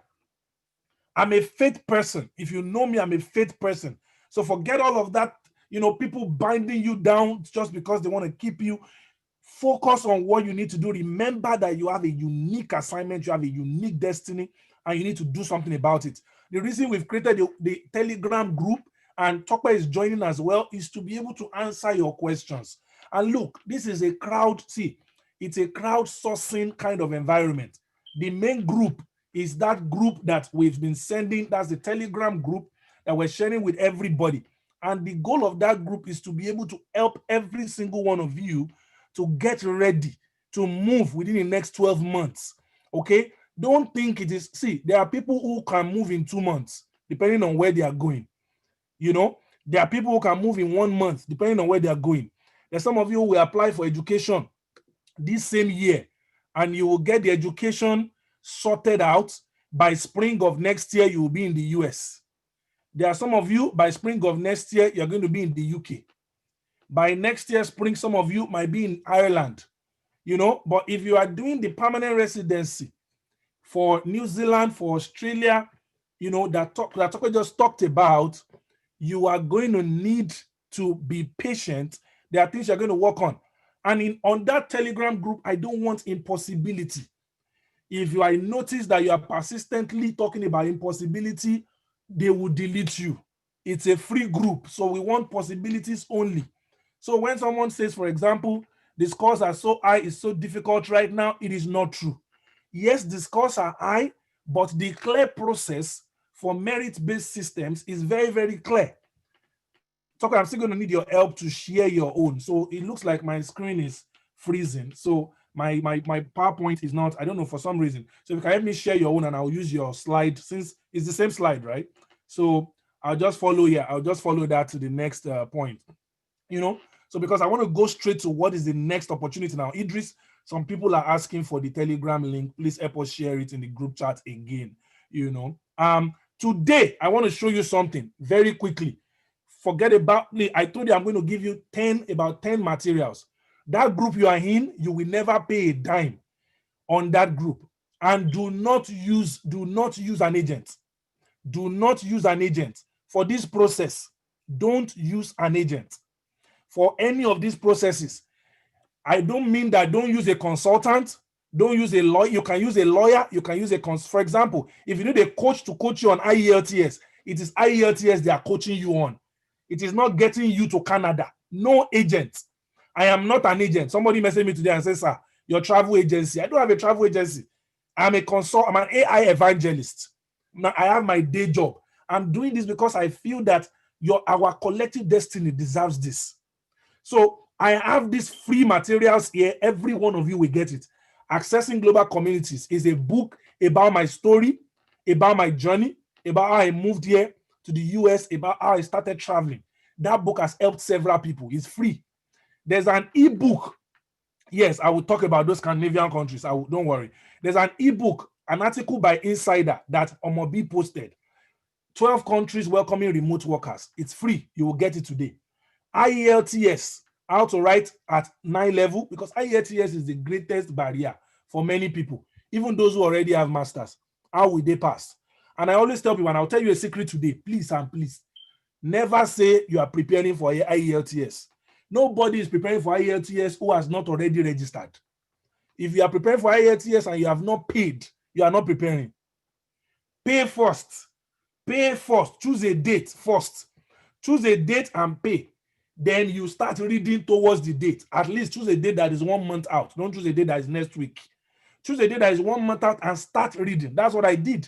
And by God's grace, I got 8.5. Not the best, but at least it was good. So my point here is that make sure that you pay for the IELTS first. Anybody who's telling me is moving in 12 months and has not paid for, and is Canada and has not paid for IELTS, is wasting his time. Sell your laptop, sell your shoe, sell whatever. I don't care what you sell. Make it happen. Make it happen. Get your passport, pay for IELTS. Start your West evaluation. Don't wait for next 3 months. Those are things, when I told somebody that it might take about a year, when I said it might take about a year, the person said, are you sure? I said, well, I'm telling you what it might take. You might be lucky. I've seen people who did it for 9 months. They were just lucky. But there are conditions that you cannot control, like how long it takes West to reply, how long it takes WAEC to process, how long it takes your school. If you are in a school that has problem, there's nothing you can do about that. There's nothing you can do. But if you are lucky, I've taught methods of collecting transcript from school. Never just apply online and be waiting for it. Number one method is know somebody there. Know somebody in the school. Call them. Go to the registrar's office. Find somebody and say, I need this document. Don't just wait at home for 3 months. Tell them I need this document, sir. What do I need to do to get this document? Let me move back once. I want to show one more thing. Opportunities beyond the shores. I am doing a 40-page playbook on this relocation. Look, I can afford to do everything on this page for free. God knows I can. But I know you that you're on this group. If they give you for free, that document will be there till January next year. I have people who have bought courses from me that they didn't even do the course for the whole year, let alone those who get it for free. So there's a book, there's a playbook. It is this slide, but expanded with explanations. Each of those points we have there, we are explaining it there. It's going to be ready. And this 40-page playbook, I could have said take it for free, but I'm putting it out for an amount. I think there is nobody on this call that can find 3,000 naira. Not because it will benefit me. As a matter of fact, I am paying for an IELTS coach to come and teach people on this group, to come and teach people on this general group. Then there's free recording of this. If you get that playbook, I am going to give you the free recording 2 hours class for free. But if I give you the recording, some of you will not have data to watch it. Can you imagine? If I give this free recording, some people will say they don't have data to watch it, which is why I'm saying get the playbook. And because you get the playbook, I am going to give you the free recording, 2 hours free recording. And then I will give you another book that is 10 global communities you can join, 100 global communities you can join for free. Go get it. Now, apart from this general group, which I am committing myself to, and I mean it, for the whole year, I feel that there are some people who, though they might be in the general group, don't worry, I will share that link again. Idris, please share it again. Share that link to the general group again. I want to create a special group. We want to call this group Move Me in 12 Months. This one is a group that we will dedicate time. I will literally hire coaches to work with you. I've talked to some people. I said they will be mentors. Omolai or Luis from the UK. People, I will ask them work to you. This program could conveniently cost 300,000. I am not an agent, as I've told you, so you are not paying for visa. You are only paying for the time of the people, and so that you yourself will be committed. So that when I'm shouting at you, you will know you paid. Because I mentor people who, when I tell them stuff, they still talk back at me. Somebody have told me I talk too much for trying to help their life. You know, so I've heard all those kind of things. So that is why this amount, if you split it, 30,000 naira divided by 12 is less than 3,000 a month. If right now anybody who is doing bricklayer can afford 3,000 naira a month, so 30,000 naira for a whole year, I don't think it's too small. It's too much. Then the Accessing Global Community course, I didn't bring it up because of this program. I've been running that course for the whole year. I have hundreds of members. These people, they paid $138, 62,000 to get the course. For these people, I am doing it for you guys for 18,450. Those are the things I just want to talk about. Inside it, you will get my free book. You will get free 12-month access to the Move Me in 12 months Telegram, bi-weekly check-in, free video on how I got 8.5 in IELTS after preparing for only 2 weeks. There are certain things when they ask you a question in IELTS, if they say describe the house you live, you don't stop talking until they say stop. It is a law. You keep explaining until they say stop. When they say describe a vacation you had last, even if you have not done vacation before, no, people don't tell you this. Somebody will not be thinking, so I went to Oyo. No, you create your ideal vacation and you explain it like a story. That is what they want in IELTS. These are things people don't know. So without taking time, because this is not what I came to do on this group, I will still share it on the Telegram. There are more than 10 documents I'm giving you for free. In fact, I could as well give you all of these things for free, but I don't think it is worth taking for free. The time Tokwe has spent here, the time I've spent here, it is from our hearts. It is enough. If you don't take any of these offers, I will not feel angry. I will not. So it is fine. Just take the free ones. I will still mentor you on that group for a whole year, the main group. But what's special about the other group is for people who are ready. And it's husband and wife that I'm accepting in that group if you are married. I don't want to be talking to wife and I will be explaining, they will not be explaining to husband. I don't want to be talking to husband and explaining to wife. And if you are single as well, you can join that particular group. All right. And now this is it. This is the link you need. Now, Idris, you will need to help me with this link in the chat. Link 1. Now, everybody needs to fill link 1. There is nothing involved, no payments involved, nothing. Everybody who is on the Telegram group must fill link 1.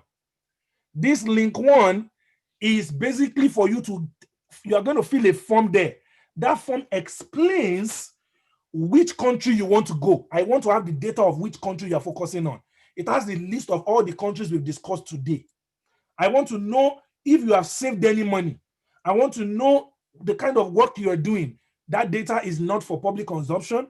It's just for the mentors that will guide you. All right? Even if you don't have any money, you put it there and say 0. We have not raised anything. That form is free. Go to learning.amusan.ai/move me. Fill that form. Fill that form. All right? All the questions, many of the questions you are asking, I'm going to take some time because I know some people might want to leave. So only those who are on the call are the ones I will keep helping. All right, with the question.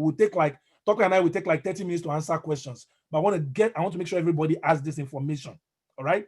And then for this, learning.amusan.ai/move me in 12 months. It's not for everybody. It has the list of all those products I mentioned and the details of what is inside each of it. So you go to that link now and go and check it now. No, you are not paying double for anything, please. The first link, no payment at all. It is for everybody on this call. You don't need to pay anything to be in this mentorship program. I take it as a calling for a whole year. But I feel there are some of you who are ready to go like yesterday, that you need additional support immediately.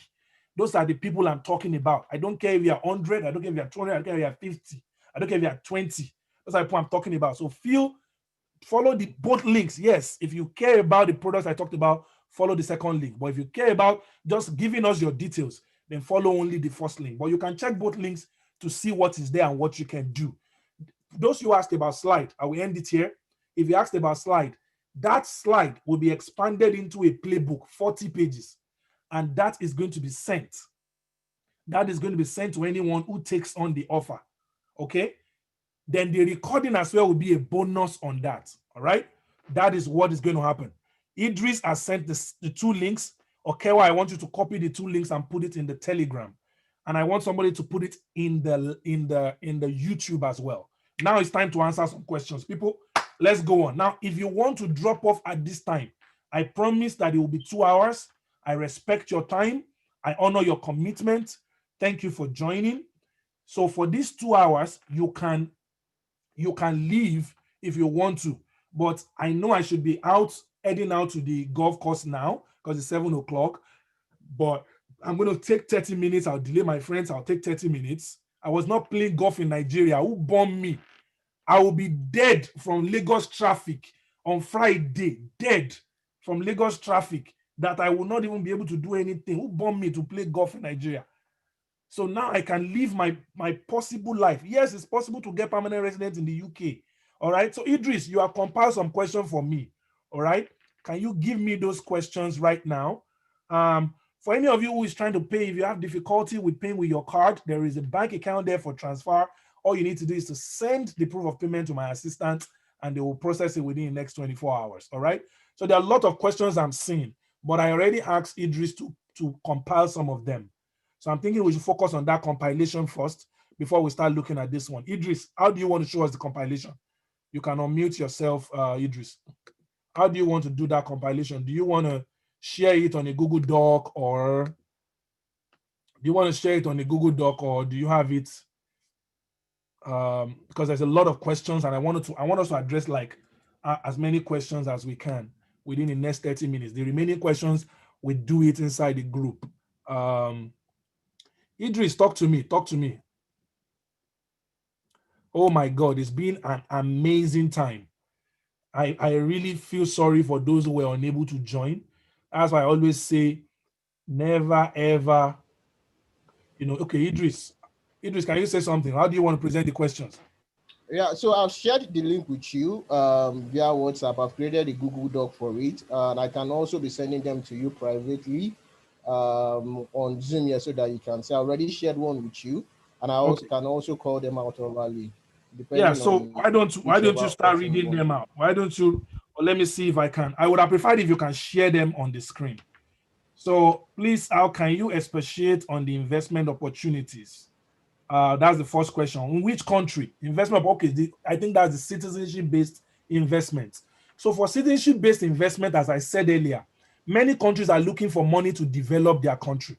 And I said many of the politicians in Nigeria and the elites in Nigeria, that's what they use to get their citizenship.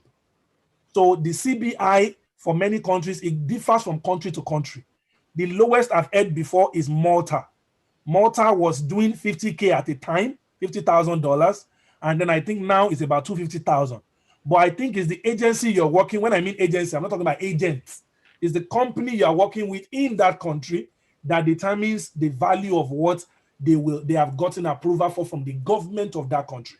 So this is not something, if you're spending $50,000, $200,000 on something, whether you're buying land in the US or paying for a penthouse in Chicago, it's not something you want to discuss just over this call. You need to send me an email, title it citizenship-based investment, and I will create a clarity session for you that focuses on that.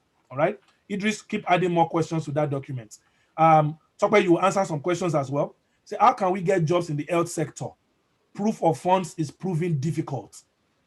Well, proof of funds is a big issue in Nigeria. But I promise you, there are ways around it. There are ways around it. Some of them I can't share here. I will share on the Telegram because this is a recorded call. There are ways around proof of funds because the truth is, even the rich have a way of moving money around that is not their own money. So when they say proof of funds, there's a way around it. All right. It's just about knowing. There are people who offer these services. Now, can one use Canada West to apply for Australia or New Zealand? Tokwe, do you know about this? Can one use Canada West, the same West? I think the Canada West is ICRC or something. No? Tokwe, do you think you can use Canada West for Australia or New Zealand? Is Tokwe muted? Let me see if you are muted so I can unmute you. I think Tokwe is muted. Okay. So, all right. I just unmuted you now. I just asked you to unmute. Yeah. Can Okay. someone use Canada West to apply for Australia or New Zealand? I doubt it will be possible. The assessment is different. So West actually just provides education assessment service. So in fact, you can't use Canada West for US, programs. So Exactly. I doubt that is going to be possible. Exactly. And see, it's not an exam. Since it's not an exam, the only concern you have is that you have to pay differently. Exactly. And I will tell you in the group, I love parallel plans. I don't like people doing just one plan. Parallel plans are good because it saves you time. You don't want to finish Canada after 9 months and then start another one if that one didn't work. So I parallel was plans doing are New Zealand at the same time. Exactly. So you just drop one for the other. I Yeah. was doing Canada when I moved to the US. My Canada profile just expired, So and I moved on to the US. So never. Somebody is asking me a question about 40-year-old. In my global community course, I have told you people age is just a number. People like Canada don't agree that age is a number, but there are several other countries around the world that you can move to if you are 40. You just have to show something for it, for that 40 that you are. You have to show something for it in terms of success, in terms of funding. But my global community course can help you to understand that. So there are many things you can do above the age of 40. All right. It's just that you won't have as many opportunities as the children, or many of your opportunities won't be posted online. Many of your opportunities will be through relationships and strategic engagement. All right. How can an entrepreneur with fashion startup and an e-commerce startup be successfully moved to Canada with his business? If you're a fashion startup and it's tech, Tokwe, do you want to say something about that real quick? Yeah, I think it's also pretty straightforward. Like I said, so I can't give you the specifics or the detail, except for example, if you get time to catch up offline. But in terms of like what is required, to be honest, let me tell you the truth. The most beautiful thing I find out about this thing is how much information is out there. You don't, like Shola said, you don't need an agent for no jack. You might get some consulting advice, here and there. You might get a lawyer to tell you something and all of those. But to pull your applications together to understand what you need to do, if you now have some issues understanding, okay, I'm not sure how to go around this, then you can actually do that. But that is very possible. All you just need is your route might be different. And I must tell you this as well. For example, if you're a medical doctor, your PR route, even in Canada, is also different. The application platform is kind of like different because they're very specialized. Thank you very much for that. So also, as he has said, there are a lot of information out there, but there are some of you who need handholding in terms of you just need handholding. You just want to discuss with somebody. All right. So, but make sure that you are not discussing with somebody who is just standing and guising as an agent. Half of these people who do agency have never been to Canada and they are doing agent. It's very, very pathetic. So, what you want to do is that for this entrepreneurship-based visa for fashion startup, all the details are on the Canadian website. We will share it on the WhatsApp group. They are there. Yeah. Everything you need to do. The form is there. You will fill it and everything. For a fashion startup, all I need you to do is get into an accelerator in Canada, and your journey will be easier. Perfect. You get into an accelerator. Make sure you just keep applying to Canada accelerators with your startup. That's what you need for that. I need detailed explanation on PNP application, provision nomination program. We can't go into too much detail though. Details here, man. But what I can say is that, for example, if you created your profile and you have your CRS score at about 320, that is low for a fact for express entry. But if you get a provincial nomination certificate from any of these provinces, guess what? It gives you additional 600 points. So that takes you from 320 to 920. So then there is no way they will do the next draw that you will not get selected. That is going to be perfect. So technically, that is how it is. It is essentially saying coming to the whole of Canada with the luxury of option of where to stay is proving difficult because you are competing with a lot of people. But then, okay, Nova Scotia is saying, oh, you have this particular skill. We need this in our own province. Okay, we're going to give you a provincial nomination certificate. So you take this to the federal application portal, and then you indicate that, okay, you have these certificates. Once you actually submit that, it gives you additional 600 points. Like I said, it's point based. Once you get those additional points, your ranking in the pool goes up very fast. Thank you so much for that. And one of the strong things I think that also drives your PMP is also evidence that you have people there. And when they say you have people there, I've seen people who actually didn't just, as in they had people who vouch for them who are not necessarily their relatives. I don't know whether you've heard those scenarios. Yeah, That's why Manitoba. It happens in Manitoba. Yeah. yes, Manitoba specifically. This lady was from Manitoba, and it was basically one of our bosses from work that gave us somebody from work in that country who vouched for her. But can they vouch for you? Can people vouch for you? Very important question. All right. I hope West payment doesn't expire. IELTS expired this year. Oh, you can't find my results to prepare the transcript. I'm stuck. That's the work of the devil. You need to go there. I know a brother who wanted to go to Canada as well. When I say work of the devil, I don't believe it. I just said it. I just said it because that's what people say. I don't really believe that is not the work of the devil. It's just the failure of the system. So that OOU, what you need to do is that you need to go and you need to be mad with them. You need to be mad. They will find it. There's a guy who told Futa VC that is going to sue the VC if they don't find his result. Because after he had graduated and served and worked in a bank for like 10 years, the registry said that he had a carryover and so he didn't graduate. It's like, I don't understand. After how many years? But they found it eventually. It was just a mistake from somewhere. I know of situations where they did not find somebody's result and they prepared grades for the person. The university prepared grades because they're going to get into trouble. If you went to that school truly, you can find a case with them, but don't let them stop you. Must I be a graduate before I move to graduates? That question is not right. Must I be a graduate before I move to Canada? Now, for some who are considering education, all I need you to focus on is don't say you don't want to go to somewhere that is cold. Please, Shashaskewan, Abi Shashasquan. Shashasquan has universities that are accepting people right now. I'm telling you, Manitoba, there are universities there that are accepting people. My brother, my sister, if you are not yet married, go into that kind of program. Don't say I don't have $20,000. Nobody, no school in America, no school in Canada, we ask you for all your money at once. Carry only the first deposit. When you get there, I say God will work for you. I am telling you, you will not regret it. I have a friend who went to Europe. Talk about, you know him. I won't mention his name. He went to Russia with one-way ticket to go and study in school. One-way ticket. When he got to the airport, he told them at the airport. They said he needs a two-way ticket. He said, if you don't let me go now, they allowed him that night. He flew that night with one-way ticket to Russia. So when I'm talking about adversity, people have passed through adversity. I went to Zambia with 50 naira in my pocket for a one-week conference, 50 naira for the whole conference. Not in the 1980s, in 2014. I dragged my bag on the way to South Africa to the airport. You will read it inside my book. I was gathering the money at the airport. One of the people that went to the conference together, I emptied my account to go to that conference. When I got to South Africa, I visited some hubs. When I came back from South Africa, I posted a few pictures of the innovation hubs I went to. An entire university paid me to take their students abroad. I did a down payment for my house. Look at the progression. A week earlier, 2 weeks earlier, I was struggling to gather money to travel. So I'm telling you, this changes your life. And don't let anybody deceive you that it won't. What are the future chances for obtaining PR if one enters Canada on a one-year postgraduate diploma course? If the postgraduate diploma course makes you legal, enter. Or talk about what do you say? Yeah, that's absolutely correct. Because when Just you come in enter. as a student, Canada would, I'm sure they will give you some time to work as well. Let me tell you the truth. Let me tell you the truth.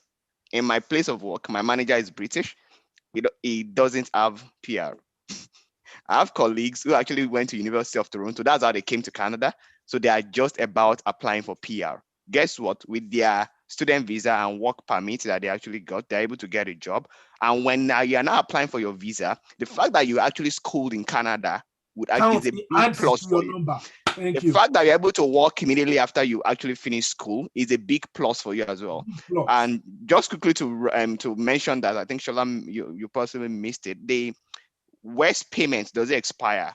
I'm not sure, but if you have your West already done, it expires after 5 years. IELTS expires after 2 years or so. Very, very important. Idris, you are not getting the questions from the chat to the document. So, I don't know so why. the questions are too much, and it's really hard for me to like copy them out Track one them. at a time. Yeah. So I think what we can do is, as much as possible, I'm going to drop the Telegram link in the IM section, and let's drop our messages there. We can track you from there, and also, yeah, I think that's the main thing we need to do. We'll drop the Telegram link, join, drop your questions, and we'll respond to them, and other people can also learn from the From the question that you question. have asked. Yeah, You or know what? maybe. You know the other thing. Okay, go on, sir. Okay, I was just thinking through if we finish this session and like maybe Shola or Idris, you don't drop, so you can actually take your time to compile the questions.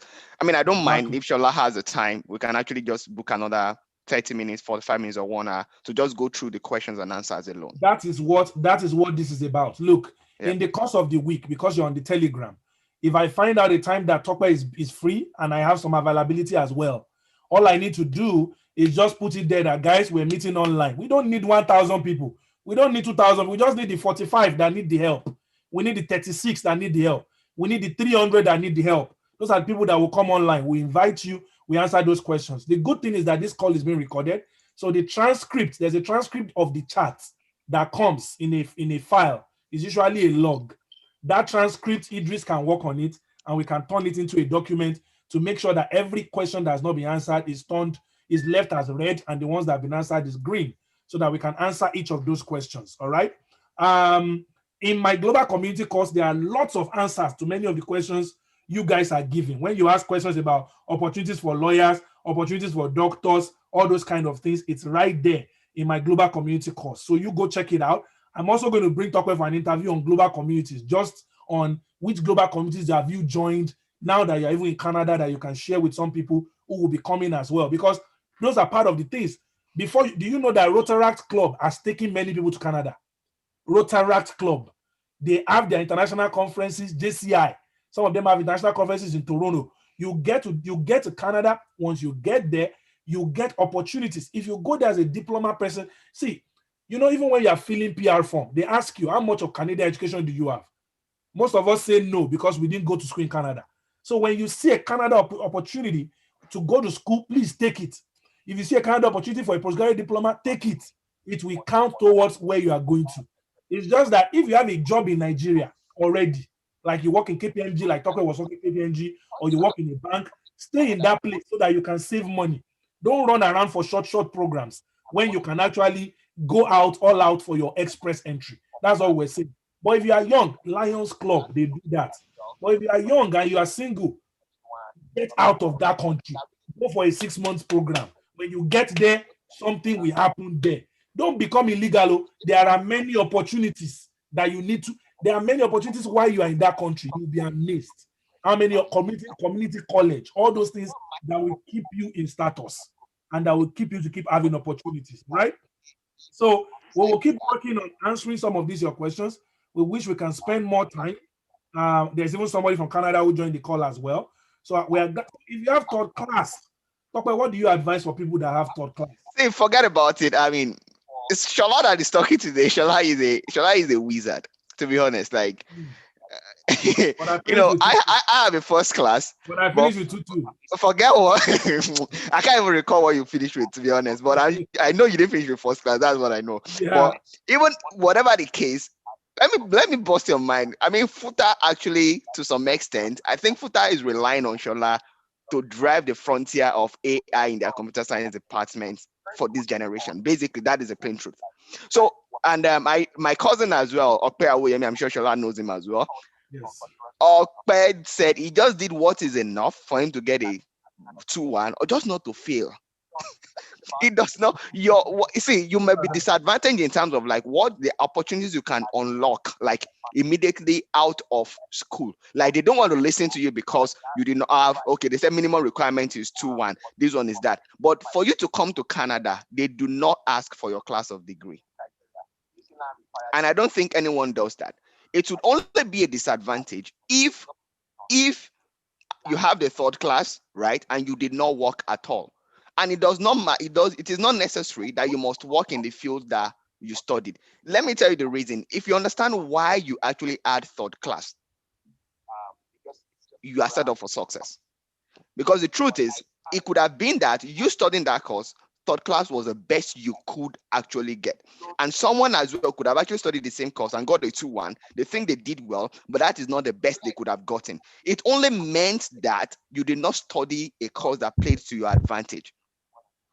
So as a result, forget it. Look for that thing, that sector, that field that actually tickle your fancy, and look for a job there. I'm sure you will sit in an interview to actually get a job for that, and they will forget the fact that you have a third class because you are able to tell them and do great things than what any other person can do, even someone that has a 2-1 or so. Shola landed a job in Microsoft. At a point in time, I was looking up to Shola. I mean, that's the truth because he joined Microsoft, I think, at about 23 or 24, and he was more like the director. He was leading the philanthropy sector in Nigeria back then. So forget it. Like and that is what don't let this hold you back anywhere, anytime.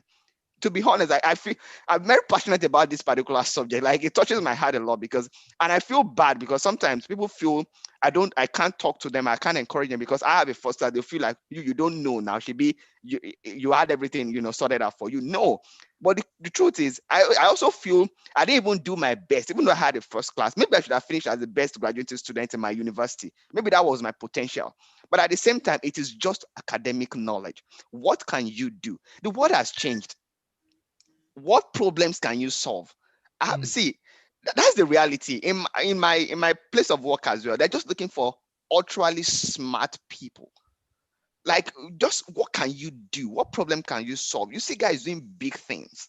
So it does not matter your class of degree at that point. It does not make any sense any longer. What can you do afterwards? It might be difficult. Don't get me wrong. It might be difficult, more like getting a job. But the question is, play to your own advantage. Don't limit your potential to just that field where you are disadvantaged already. Look, why did you not get a 2-1? What happened? If you can understand that, then you're set up for success. Fantastic. For me, I knew that I needed to work double. The moment I saw that now I came out with 2-2, I needed to do double the effort, double the time, double the energy, double the hard work, and rely solely on grace. Rely solely on grace to separate you from the rest, And talk about, I always say as well, there are people who also go first class who are nowhere near what you are doing today. So that commitment to excellence, is what keeps setting you apart. I just finished high school. How do I get admission into a university in Canada? This is a good point for you. If you have a parent, please connect your parents with me. I mean, of course, you have a parent. That's not what I mean, but you do correct your parent with me and let's have a conversation, me, you, and your parent. This is the best time for you. You are in high school, you're just finishing high school, and there are opportunities like that for you in Canada. Does admission in Canada guarantee you a visa? Nothing guarantees you a visa. No country guarantees you a visa. They always say it that you are not guaranteed. Okay, but an admission in Canada will guarantee you a visa to go and study in Canada. All right, so pay attention to it. There is a separate, different process. Questions are moving too fast. My fiancé is in Dubai.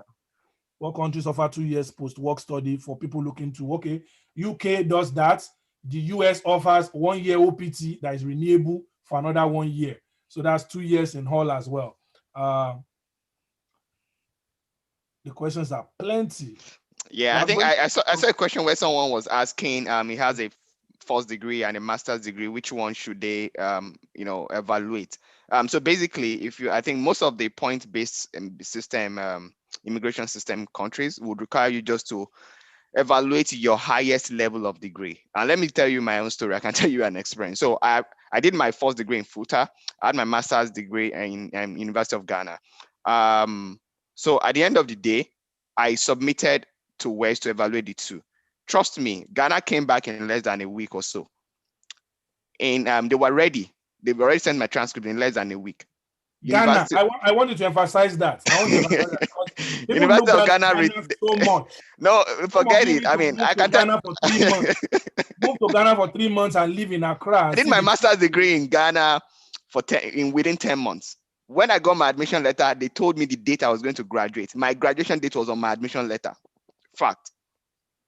So it's just it's a different system. I mean, we're not enjoying a lot in Nigeria. That's the fact. So FUTA was actually taking a whole lot of time. After I've paid 10,000, I've called a lot of people. I've told someone to go and follow up with me. They were trying. So I had to write WES to pull out my undergraduate degree, that they should stop evaluating it and just do my master's degree. And they did that alone. And here I am today. Thank you so much. Please, can I process what's the difference between the 18K and 30K program? Where the 18K program has nothing, well, it has something to do. Don't let me say it has nothing to do, but it's a separate course that I've been running from the beginning of the year called Accessing Global Communities. Meaning that even if you're in Nigeria, from Nigeria, I joined entrepreneur organization in the US. I joined Ashoka. I joined several organizations from Nigeria that are global organizations. So I teach people how to join those global organizations. The program costs 62,000, but for all of you on this course, I'm bringing it down because I don't want you to have any excuse. So it's a global community program. You will notice that when I was teaching today, I said joining global communities can give you more opportunity to be able to succeed when you are applying for things abroad. So that really helped me as well. So that's what that 18K program is about. But it's right there on the course, just follow the link. You will see the details inside that particular program. And it has a bundle of opportunities. I do monthly or quarterly mentorship sessions for people in that program. That's where I teach you how to get yourself published, how to have a book, how to have yourself in the newspapers, because you will need it for things like documenting for your extraordinary ability. All right, very important. If you don't mentor people, if you don't judge, if you don't sit on panels, you are missing out. These are things that they need for documenting your extraordinary ability. When they say there's a competition, volunteer to judge, have a mentorship program, teach young people. All right. And then the 30K program is the one where I'm saying it's an exclusive commitment to a few people, very few people for the next. Those are people who feel like I should have moved since yesterday. I should have left that country. Those are people I'm talking about, not the ones I'll be trying to drag along. This group, this general group is a spiritual commitment that I have. Let me call it spiritual. I want to work with you guys, but I feel that there will be people there that will be dragging us back, asking questions like, I need detailed explanation of PMP. No offense to you, but these are things you can Google. So, but I won't mind. I will treat you very calmly because one of the things I'm learning to do, Topper, is to not confuse what is easy for me to do with what is easy at all. I've made that mistake for many years. I've offended many people. I have friends on this call today who will feel that I am too tough. Even my spouse tells me I'm working on it seriously. So that general group where I can be, gentle enough for that. But if you want to be in that other group where they can push you like crazy, push you because that push is necessary for some of us, then you need to get on that 30K a year program. I don't think I can. I just did it because I just want to make sure that people have a commitment. It's not, and it's a year-long thing. All Yeah, right. so can I quickly answer like two questions that I Please tried to go on, go master on, in go my on, go head? on. So Sorry someone for was that. asking that they actually could speak English and French to get fluently. That's a very great skill set. I don't know French right now. I don't speak French very well, but yet I manage a team of 6 who's based out in Montreal, and they speak French very well. So I wish I know, but if you have a friend, if you're fluent in French, that's a very good skill for you. And let me tell you, all you need to do is go to the Canada website. Possibly I'm going to link up with Shola to provide that as also one of the resources. There is a CRS link for you to there is a link for you to assess your CRS score for each of those countries, Canada, Australia, and New Zealand, and you can see how much score you have even before you set out.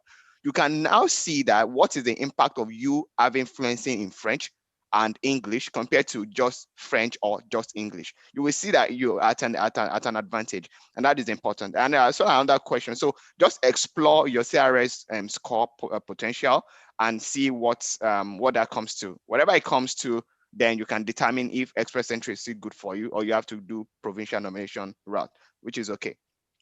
I also saw someone was asking question around that I have a 2-2. What is my possibility? First and foremost, please, it is in Nigeria that we actually judge a lot by class of degree, right? Except it's basically academic. There is no, you can separate your academic qualification or ranking or success from immigration, stuff, whatever. What matters is your work experience. Do you have that certificate or that degree? And is it equivalent to first degree or master's degree in Canada, or Australia or New Zealand? That is all that matters. So the class does not really matter. There was nowhere during my application that they ever asked me to indicate my class of degree. Trust me, maybe because I have first class, I was looking for where to put it, but it doesn't make sense. There is none. Everybody is a great talent. Like I said, they consider you an asset. Your experience is what they're looking for. And I think this may be a very good opportunity as well for fresh graduates. If you're fresh, don't just sit back and say, okay, I'm planning to go to Canada, and then you put your life on hold. That was my closing comment.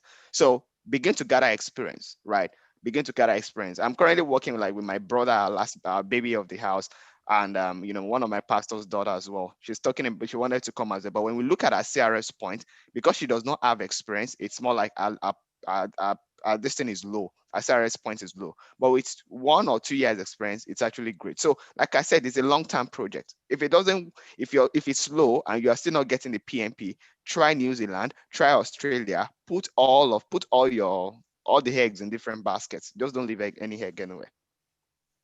Thank you very much. Somebody asked a question and said, what if I have, I'm an undergraduate, I want to drop off for a US or UK school. I encourage you not to don't drop out. I encourage you not to. If you are in year one, it's okay. If it's a 5-year program, I've seen people who have done that.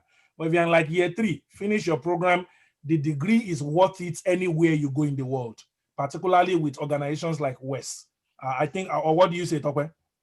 Absolutely perfect. Let me give you another example. I think, this thing, inshallah, I never knew the value of forever. I'll be grateful to Nigeria as a country. Why? For educating me.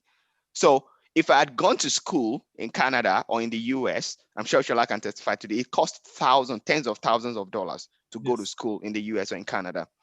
And that means the fund will not be the problem.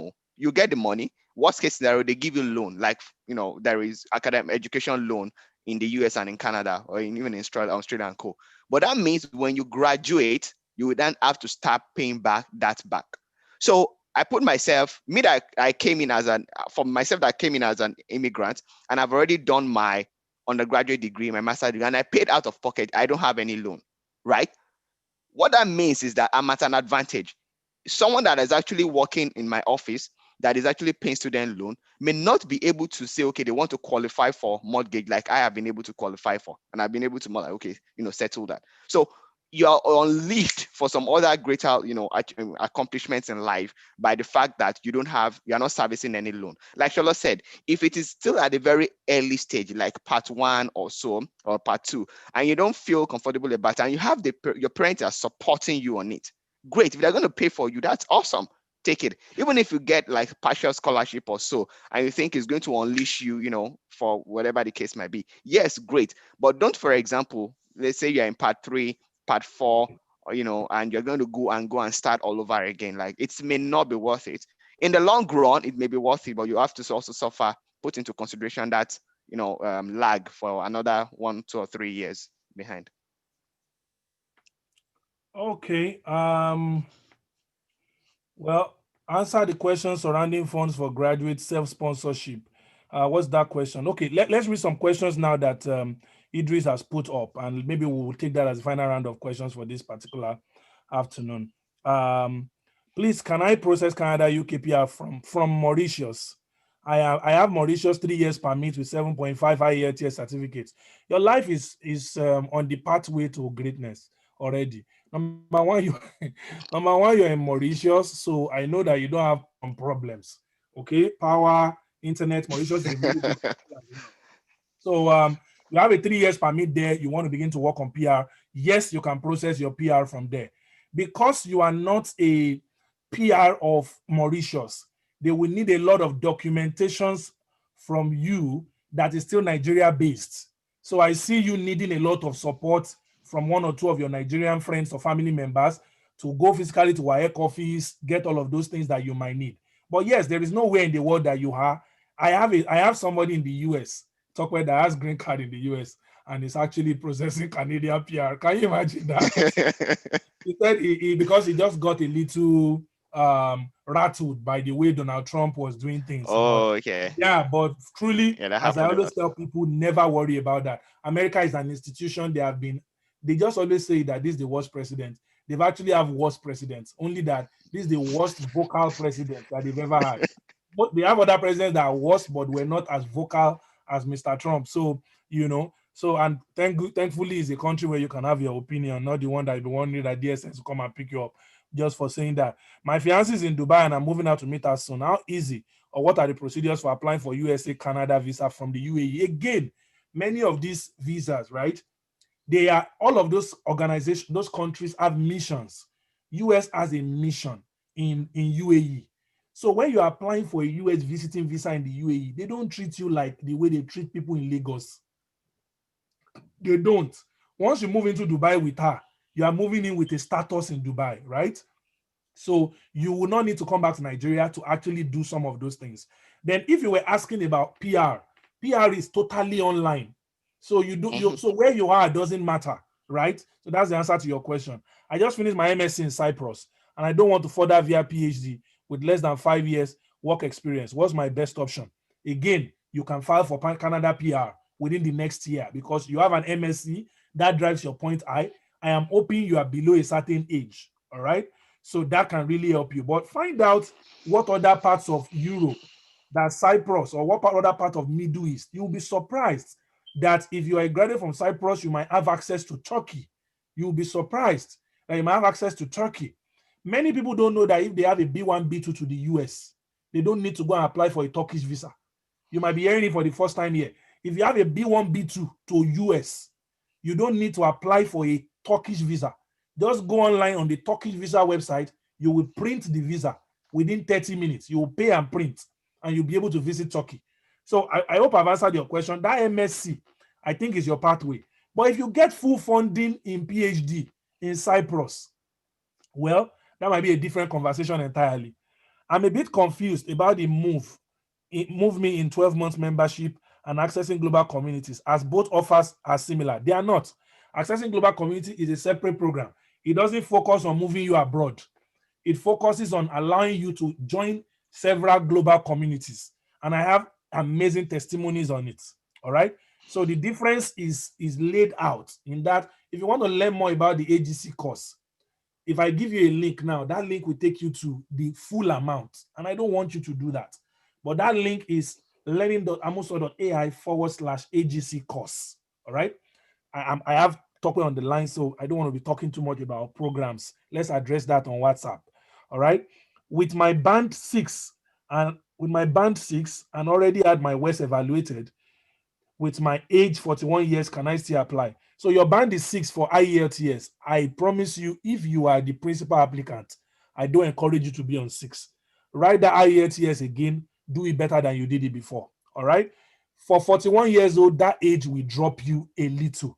So I would encourage you, if it's Canada you're considering, have a master's degree in addition to that so that can jack you up a little more. Okay, what advice do you have for people above 40 considering Canada?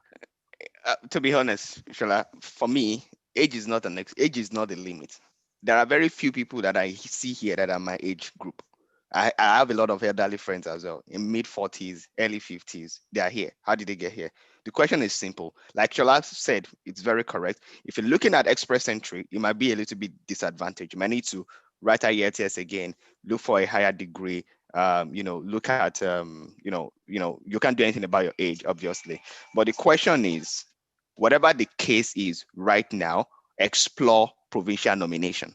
As you are, if you can create your profile and remain in the express entry pool, but explore provincial nomination. Once you do that, let's think about it. What is the worst number of CRS points you can get? Let's say you have 100. But you by the fact that because you are 41, I want to believe as well you have like 10, 12, 15 years under your belt as work experience. That would actually play to your advantage. And if that is in an area, so if you explore all of the provinces and you try to explore provincial nomination, you can get a provincial nomination from any province, even with a band 6, because that is one of the advantages as well. So they consider lower IELTS scores. I'm not encouraging you to actually remain there. If you want to challenge yourself further, you can. But if you can remain there, do your stuff and go and try to begin to push further.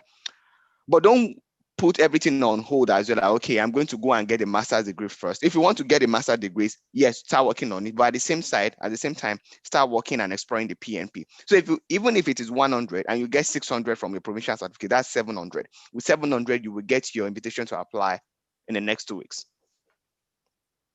Fantastic. Please, what's the minimum requirement for the exclusive group? Financial, marital, mental, intellectual, and other look, this is what I'm doing for you in the exclusive group. If Canada is not your way, I will show you the way to move to Accra for 3 years or 2 years. If Accra is not your way, I will show you the way to move to Europe. If Europe is not your way, I'll show you the way to move to the United States. So that one, it gives me the opportunity to work with a smaller group of people that I can show you what fits you. But it's not just like, oh, you'll be dumped in Kenya. No, it is to be able to show you what other opportunities are there for you. If you have, let's say your constraint is marital, you'll be able to use something else. If your constraint is financial, you'll be able to use your intellectual constraint. So, and I'll be able to provide additional guidance on that. All right. So that's the answer to that. What's the minimum I must have in my account to show as evidence when applying for Canada Express Entry, permanent residency? Well, I think they have a specific amount. It's on their website. Go there and calculate. If you put 4 family members, it will give you the amount. Usually, I think family of 4 is about 6 million as proof of funds. And we always encourage people, don't borrow money for Canada trip, because the reason they created that money on there for Canada, particularly for express entry, is so that in your first 6 months, you will live comfortably. All right. That's the way they put it there. Even if you will, let it not be more than half of it. So actually, literally find your own money, because they know why they put that value there. So I think for a family of 4, it's about 6 million, isn't it?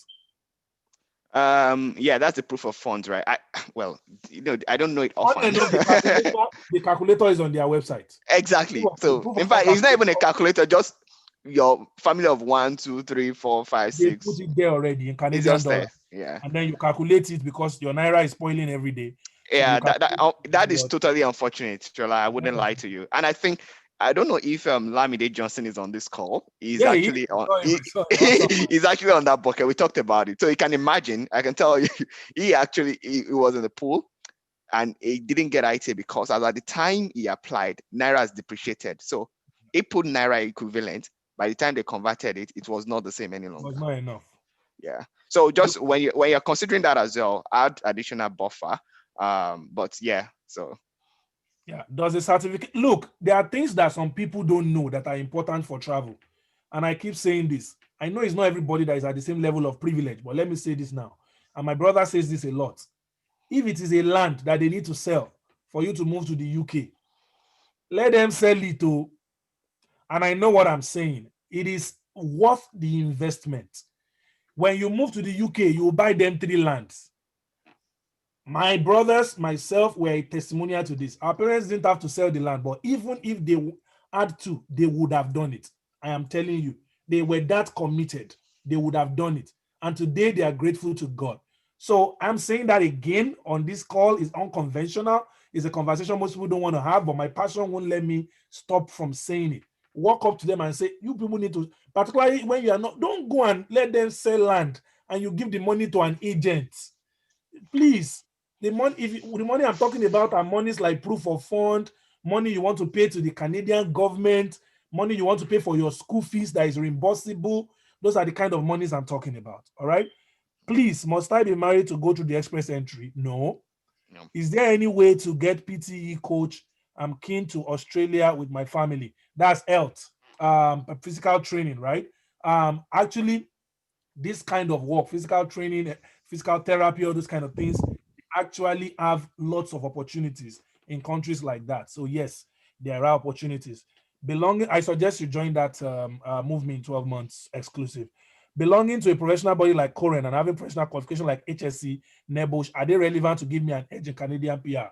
Most times, when those things can be converted by West, they do not, but it will help you in the job pool. They will help you in the job pool. They will help you in getting, offers early and all those kind of things. My question is, as an entrepreneur, caterer with secondary education, is there a way of moving to UAE, Canada, or the UK? Now, we need to talk. We need to talk. Your own case, you might need to use financial to augment it. But yes, there are opportunities for you to move to the UK, to the UAE, and even Canada. There are. Some of them won't come as direct as this, but they might include you spending a little extra money for you to set up yourself. I talked about CBI earlier. You want to ask yourself if you're at that level of citizenship-based investment. And if you're not at that level, you can take a work permit for UAE and become and do your catering business in the UAE for some time before you move to another country.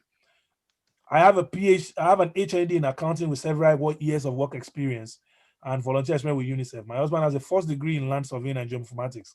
He is registered as a land surveyor. We have 2 kids. What's your advice to relocate? Well, I don't see a master's there. So that might affect the score. But again, provincial nomination might be your best bet for this. Yeah. Okay, do you want to answer some question on that? Yeah, sure. So let me tell you the trick around this, right? Do you know the truth? You are likely going to, based on education, I'm sure this is going to shock Shola as well. And I found out it's also very interesting. You might have an advantage by the time you assess, because for you to have HND, you had OND. Yes. That means you had 2 certificates. They're going to look at them differently. By the time they had the 2 points, you're likely going to have more points than someone that has a master's degree. It's in Nigeria that you're actually limited. Here, truth is, for you to actually have better learning experience than someone who has a conventional university, depending on the field. For example, engineering makes more sense, but accounting and all of those, well, universities are better. So I cannot recall. There are options. There is an option that says you're actually having a combination of 2 certificates. That is where your category falls, and that option gives you a lot more points than just bachelor's degree, if not more than master's degree. I cannot recall. I learned that those 2 degrees, OND and HND, are considered as 2 degrees. Exactly. I almost used it because I did a diploma in OAU, but it was not a full, because the OND is a 2 full year diploma. Yeah, so if it's correct. a 1 year diploma, that might not work, but two diplomas, the first diploma, ordinary diploma, and then the higher national diploma, they treat it as 2. So that can be an advantage for you as well. But I think you need additional counseling and support in as far as this is concerned. But please, you don't need an agent. I've emphasized it 200 times. I have 3 years work experience, 2 years as customer service officer. My degree has been evaluated by West. I am single, and I'm about to do. Idris, can you scroll up so I can see? The questions are covering it. 2 years as a customer service officer. My degree has been evaluated by West, and I'm single, about to be 29. Although I have less than 1 million in my account, what are my chances of getting out with Canadian PR? I'm happy you are going to be 29. Age is on your side. That's fantastic. 3 years working experience. That's good as well. Your degree is only a single degree, right? So I feel that your score would have been higher if you added a master's, but your age is good enough for what you're trying to do. What about your IELTS? You didn't mention. It would have been good to know your IELTS as well.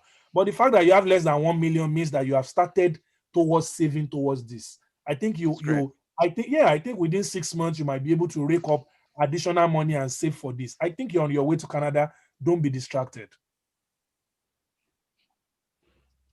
Yeah, so these are like all the questions that we have Yes, for now. yes. I think it's a good time not to be fair, not to be stressing us as well, so that we can catch our breath and be able to spend the rest of our day as well. As I said, I think it's 8 o'clock already. I've missed 1 hour of my itinerary this morning already. But I want one more time, even if you don't say thank you to me, I wanted to say thank you to my guest and appreciate him for his time and his effort to be here today. And I wanted to thank his wife remotely too for allowing him to come and do this presentation. I started my, let me tell Omobi that I started my presentation with a quote from her. Yeah, I'm going to say that. With a quote from her, and we want to say thank you for giving your time. I'm already seeing it's a pleasure. action on the link 1 and link 2. Let me emphasize again, link 1 has no payment. But if you are in that group, in that group, we're about 2,000 there now. If you are in that group and you don't fill that form today, it means you are not taking it seriously. Please go and fill that form today and answer all the questions. It will help us and the mentors. I will share with the mentors to be able to see the demography of the people that we have. And we might send you further questions as well. So that's what we're trying to do to be able to support you more. As I've told you, I'm taking this as a principal commitment. Earlier this year, I attempted to start a mentorship program, a support program called 500 Club. And I got applications, but coronavirus, all of that didn't make me to follow through with it. And I think that is what is evolving into this now. So for those of you who have joined, let's make this worth it. That group, let's maintain high level of discipline. I don't want to see anything about Sanwo-Olu, anything about anybody on that group that is not about our movement out of the country. Canada, New Zealand, United States, United Kingdom, other parts of Europe, the UAE. That's what we want to see there. And the admins will be very strict with all of that. Now, in that group, if there's any material you have that can help other people, share it there. You want somebody ask a question, to the best of your knowledge, share it. If you know somebody that can help somebody to get things done, share it there. But it's not an avenue for business where you'll be sharing, oh, I can do this for you, I can do that for you. There's nothing wrong in doing it if we will maintain integrity. But I don't want us to have issues where people will be getting duped on that kind of group. And I've told everybody, no agent. This is very important. You can have a lawyer who is a lawyer, but no agent. All those people that say, hey, bring 1 million for them to go and they will talk to somebody inside the embassy. There's no such thing. There's no such thing. Focus on your merit. Focus. There are many opportunities for you. I've told you, you can move to the Gambia and you will prosper there. And in 2-3 years, you move to the US. I would do sessions specifically on African countries to show you what is going on out there and the opportunities that are there. But once again, thank you, everybody. Please, Idris, one more time, paste the link 1 and link 2. For those of you that might be having problem with card payments, there is a bank transfer alternative there that can help you to be able to get through with that. And within the next 24 hours, our team will start getting across to you. To all my friends who, despite the fact that we are friends, we are at the same level, some of them are even my boss that joined this. I want to appreciate you for your humility, for your solidarity, and for deciding that, you know, nothing is more important than your global expansion, not your ego, not your pride, more than your global expansion. I see you, I love you, I appreciate you, and let's keep doing this together. Let's keep learning. God bless you, and you all have a wonderful, wonderful day. And thank you once again to my support system, Idris, Kewa, and every single volunteer that I don't know their name who went on to support people to join the groups or watch live on YouTube. God bless you, and have a wonderful day. I'll be stopping the YouTube stream because I know there is a lag for just a few minutes. Stop it. God bless you. All right. Thanks a lot. Cheers, everyone. Bye.